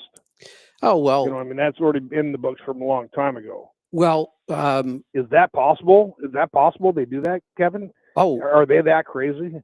Well, I think they might this time. What we're talking about is martial law. Yeah, and martial law, basically. Yeah, remember we just had that weird day where South Korea declared martial law out of the blue. Like, declaring martial law is a huge event.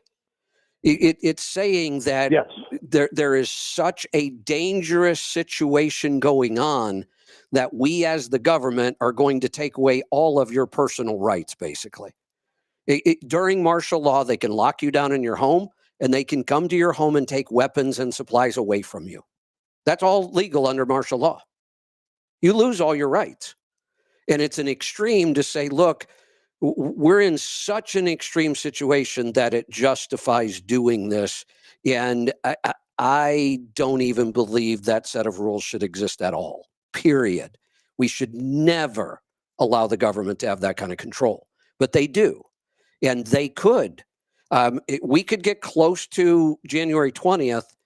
And if these drones turn out to be some sort of an attack, and we don't know because they're not telling us. If that's part of the speculation. These drones are going to be some sort of false flag attack so that the current administration can declare martial law and there won't be a transfer of power.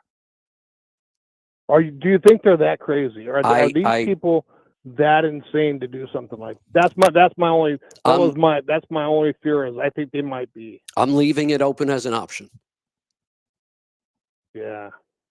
Wow, because these drones are our government, but you don't know, just like the healthcare system or the in there's so many different divisions and it's insane. Three-letter agencies, and most of them don't know what the other agencies are doing.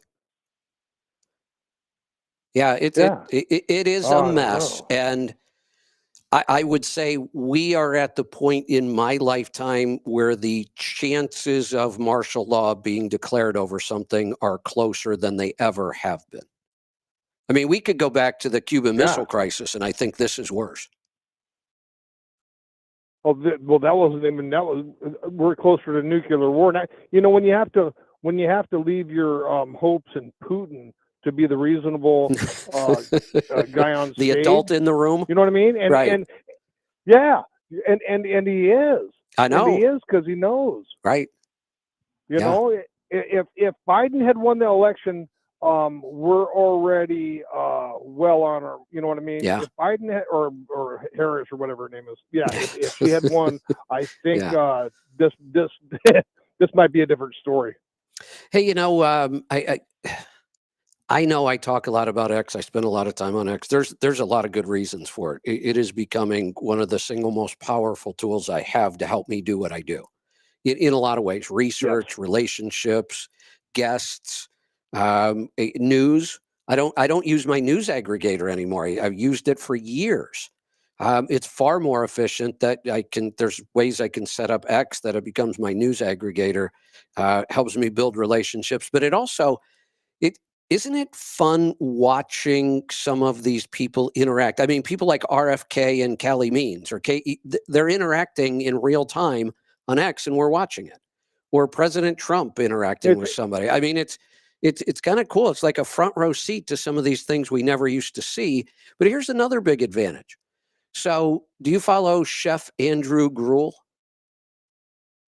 I don't know. I probably do. I haven't paid much attention to him. He's actually, I used to watch a lot of cooking shows. So he was a judge on one of the Food Network shows. That's where I know him from. He owns a bunch of restaurants. He is coming along with the whole, healthier food kind of thing. And restaurants are the worst place to eat. But he now has created a partnership. Do you follow there's actually an account called Seed Oil Disrespecter. Oh, I didn't know that. The seed. I sent you that app for seed oil. Restaurants without seed oils.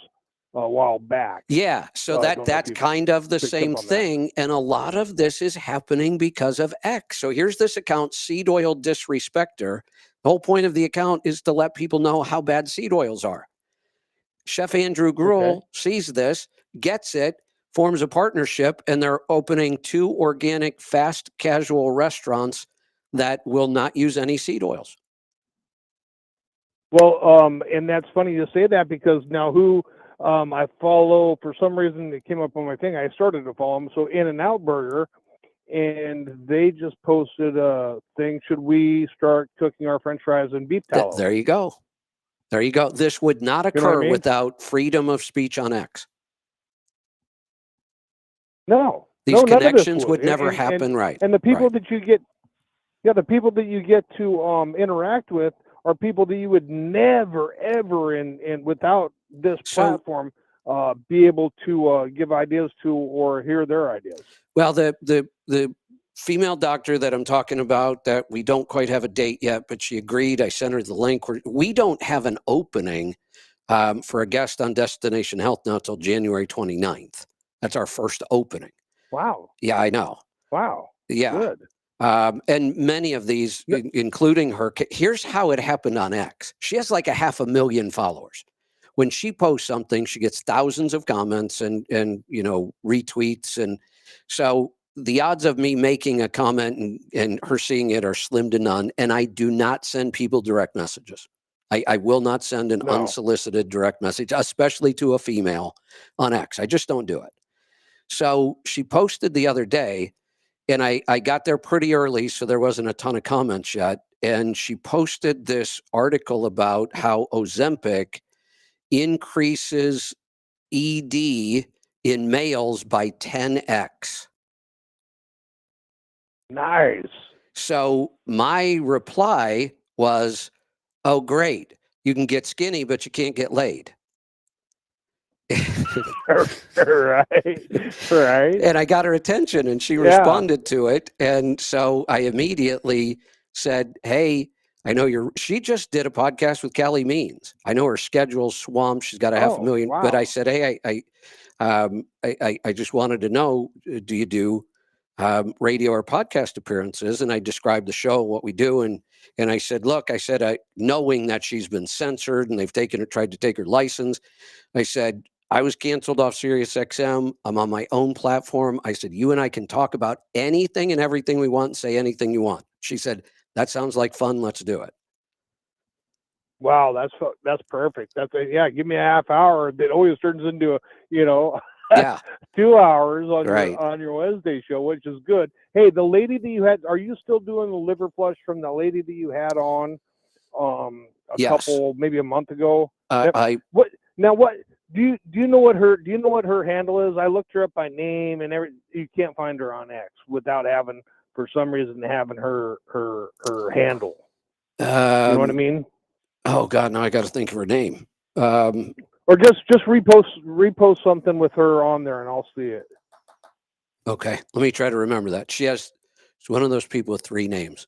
Yeah, I wrote it down, and then I looked for like an hour trying to find her. I know, now I can't think of it either. I'll try to find that. So it's interesting because she developed the flush, but then there's another company that produces the products for the flush, and they have protocols, but theirs are longer.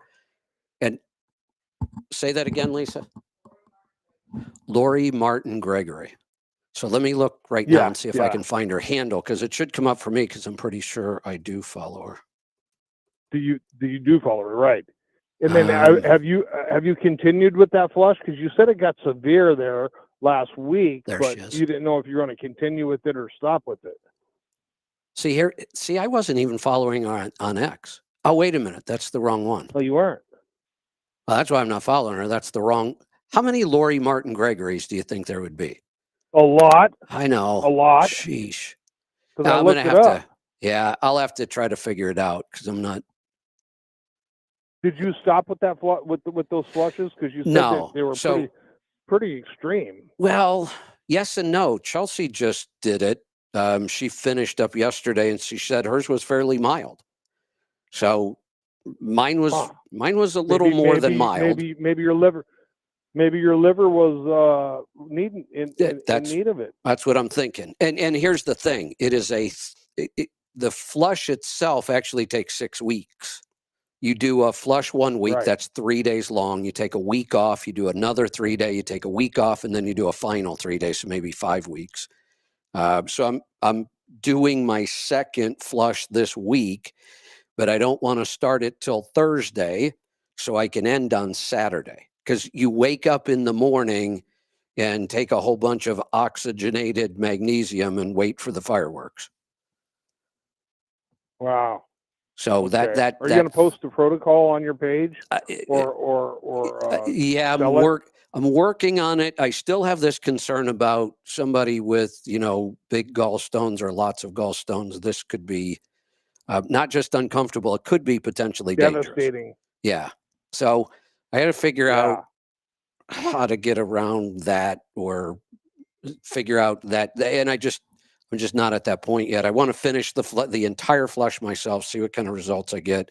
And then the idea would be that if this works, and I think it does. I mean, I had 2 noticeable changes after doing just 1 round.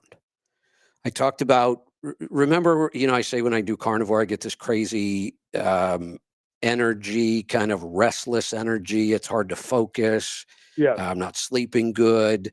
I'm all over the board when I do hardcore carnivore. But I have a little bit of that going on just all the time, whether I'm doing carnivore or not. I'm not focusing as well as I used to.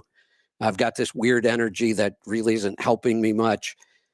That improved tremendously the week of the flush, and within a couple days after, I started noticing I was much more calm. It's why I'm reading more now. I was able to read all weekend. So there was that kind of calm focus that came back. The other thing, I've talked about how little food I eat when I eat like this compared to the volumes of food I used to eat. That almost feels like it got cut in half again. Like I can survive on about 4 or 5 ounces of beef a day and feel just fine. In fact, some days I'm like forcing myself to eat.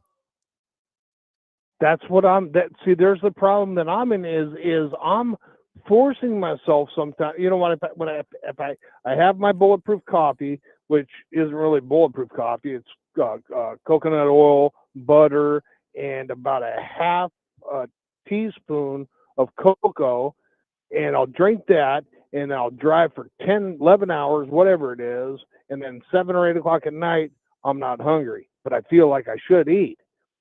So I do eat, and I probably shouldn't eat. I know, but you know what I mean. I'm like, well, you got to eat, right? Both of those things. And we've been telling ourselves, right. Both of those things noticeably changed after just 1 round of the flush, and it is hard because we have been told you have to eat, and I'm eating such a small amount of food, and I'll look at food and I'll go, I just don't want to eat.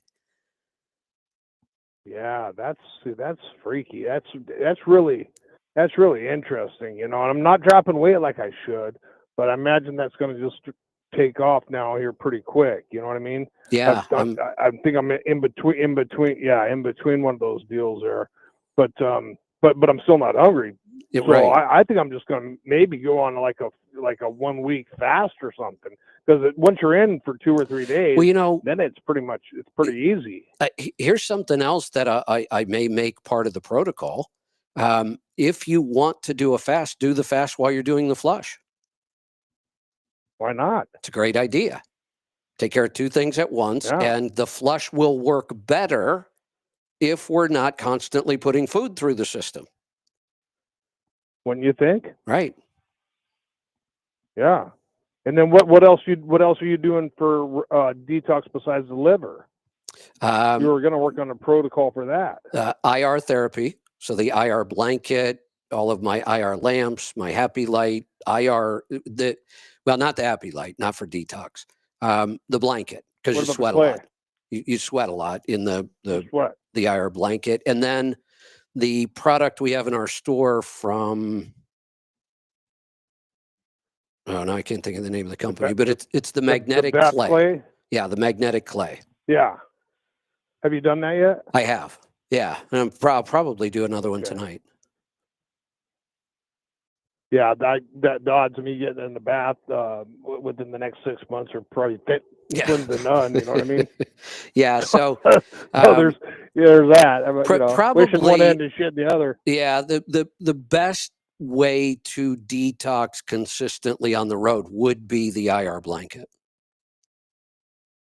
Yeah.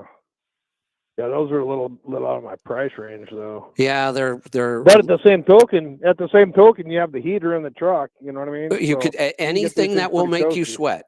Yeah, anything. Yeah, it'll make hot. you sweat. And I know you can't do the bath on the road. The detox with the bath works two ways. One, the water is hot enough that you sweat. People don't realize they're sweating underwater, but they absolutely are. So that's a detox just from the heat of the bath.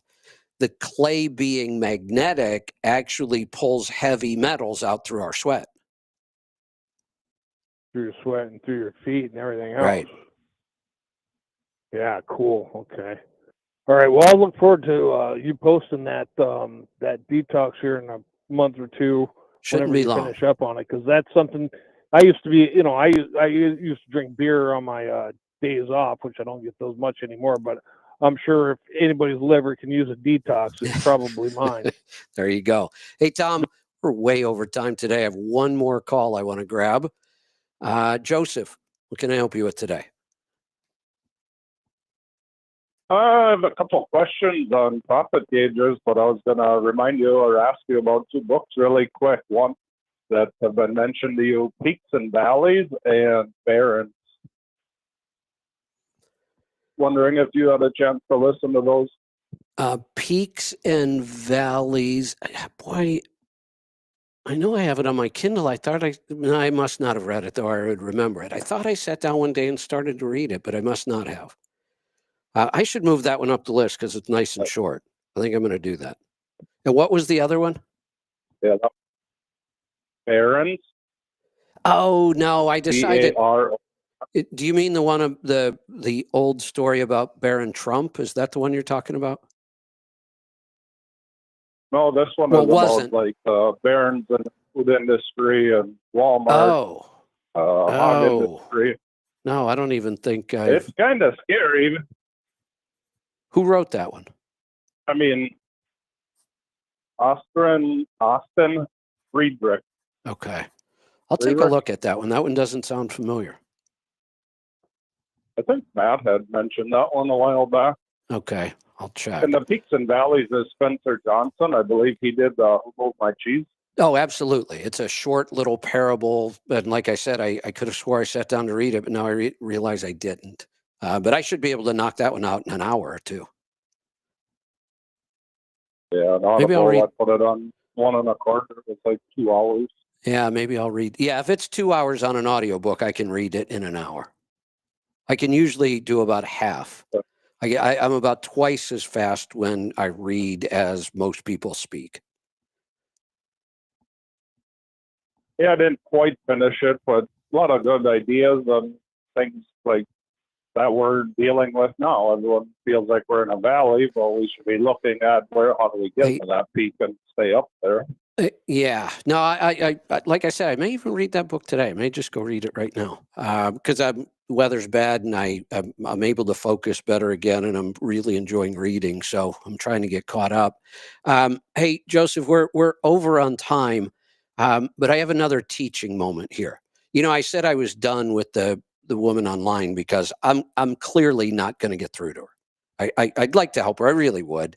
And I'd like to use it as examples. I'm not going to get through to her, but doesn't mean I can't follow her around and continue to use her as an example of what not to do. So listen to this post. This is social media. People see this and it's there forever. Once you say something, somebody's going to screenshot it, whatever.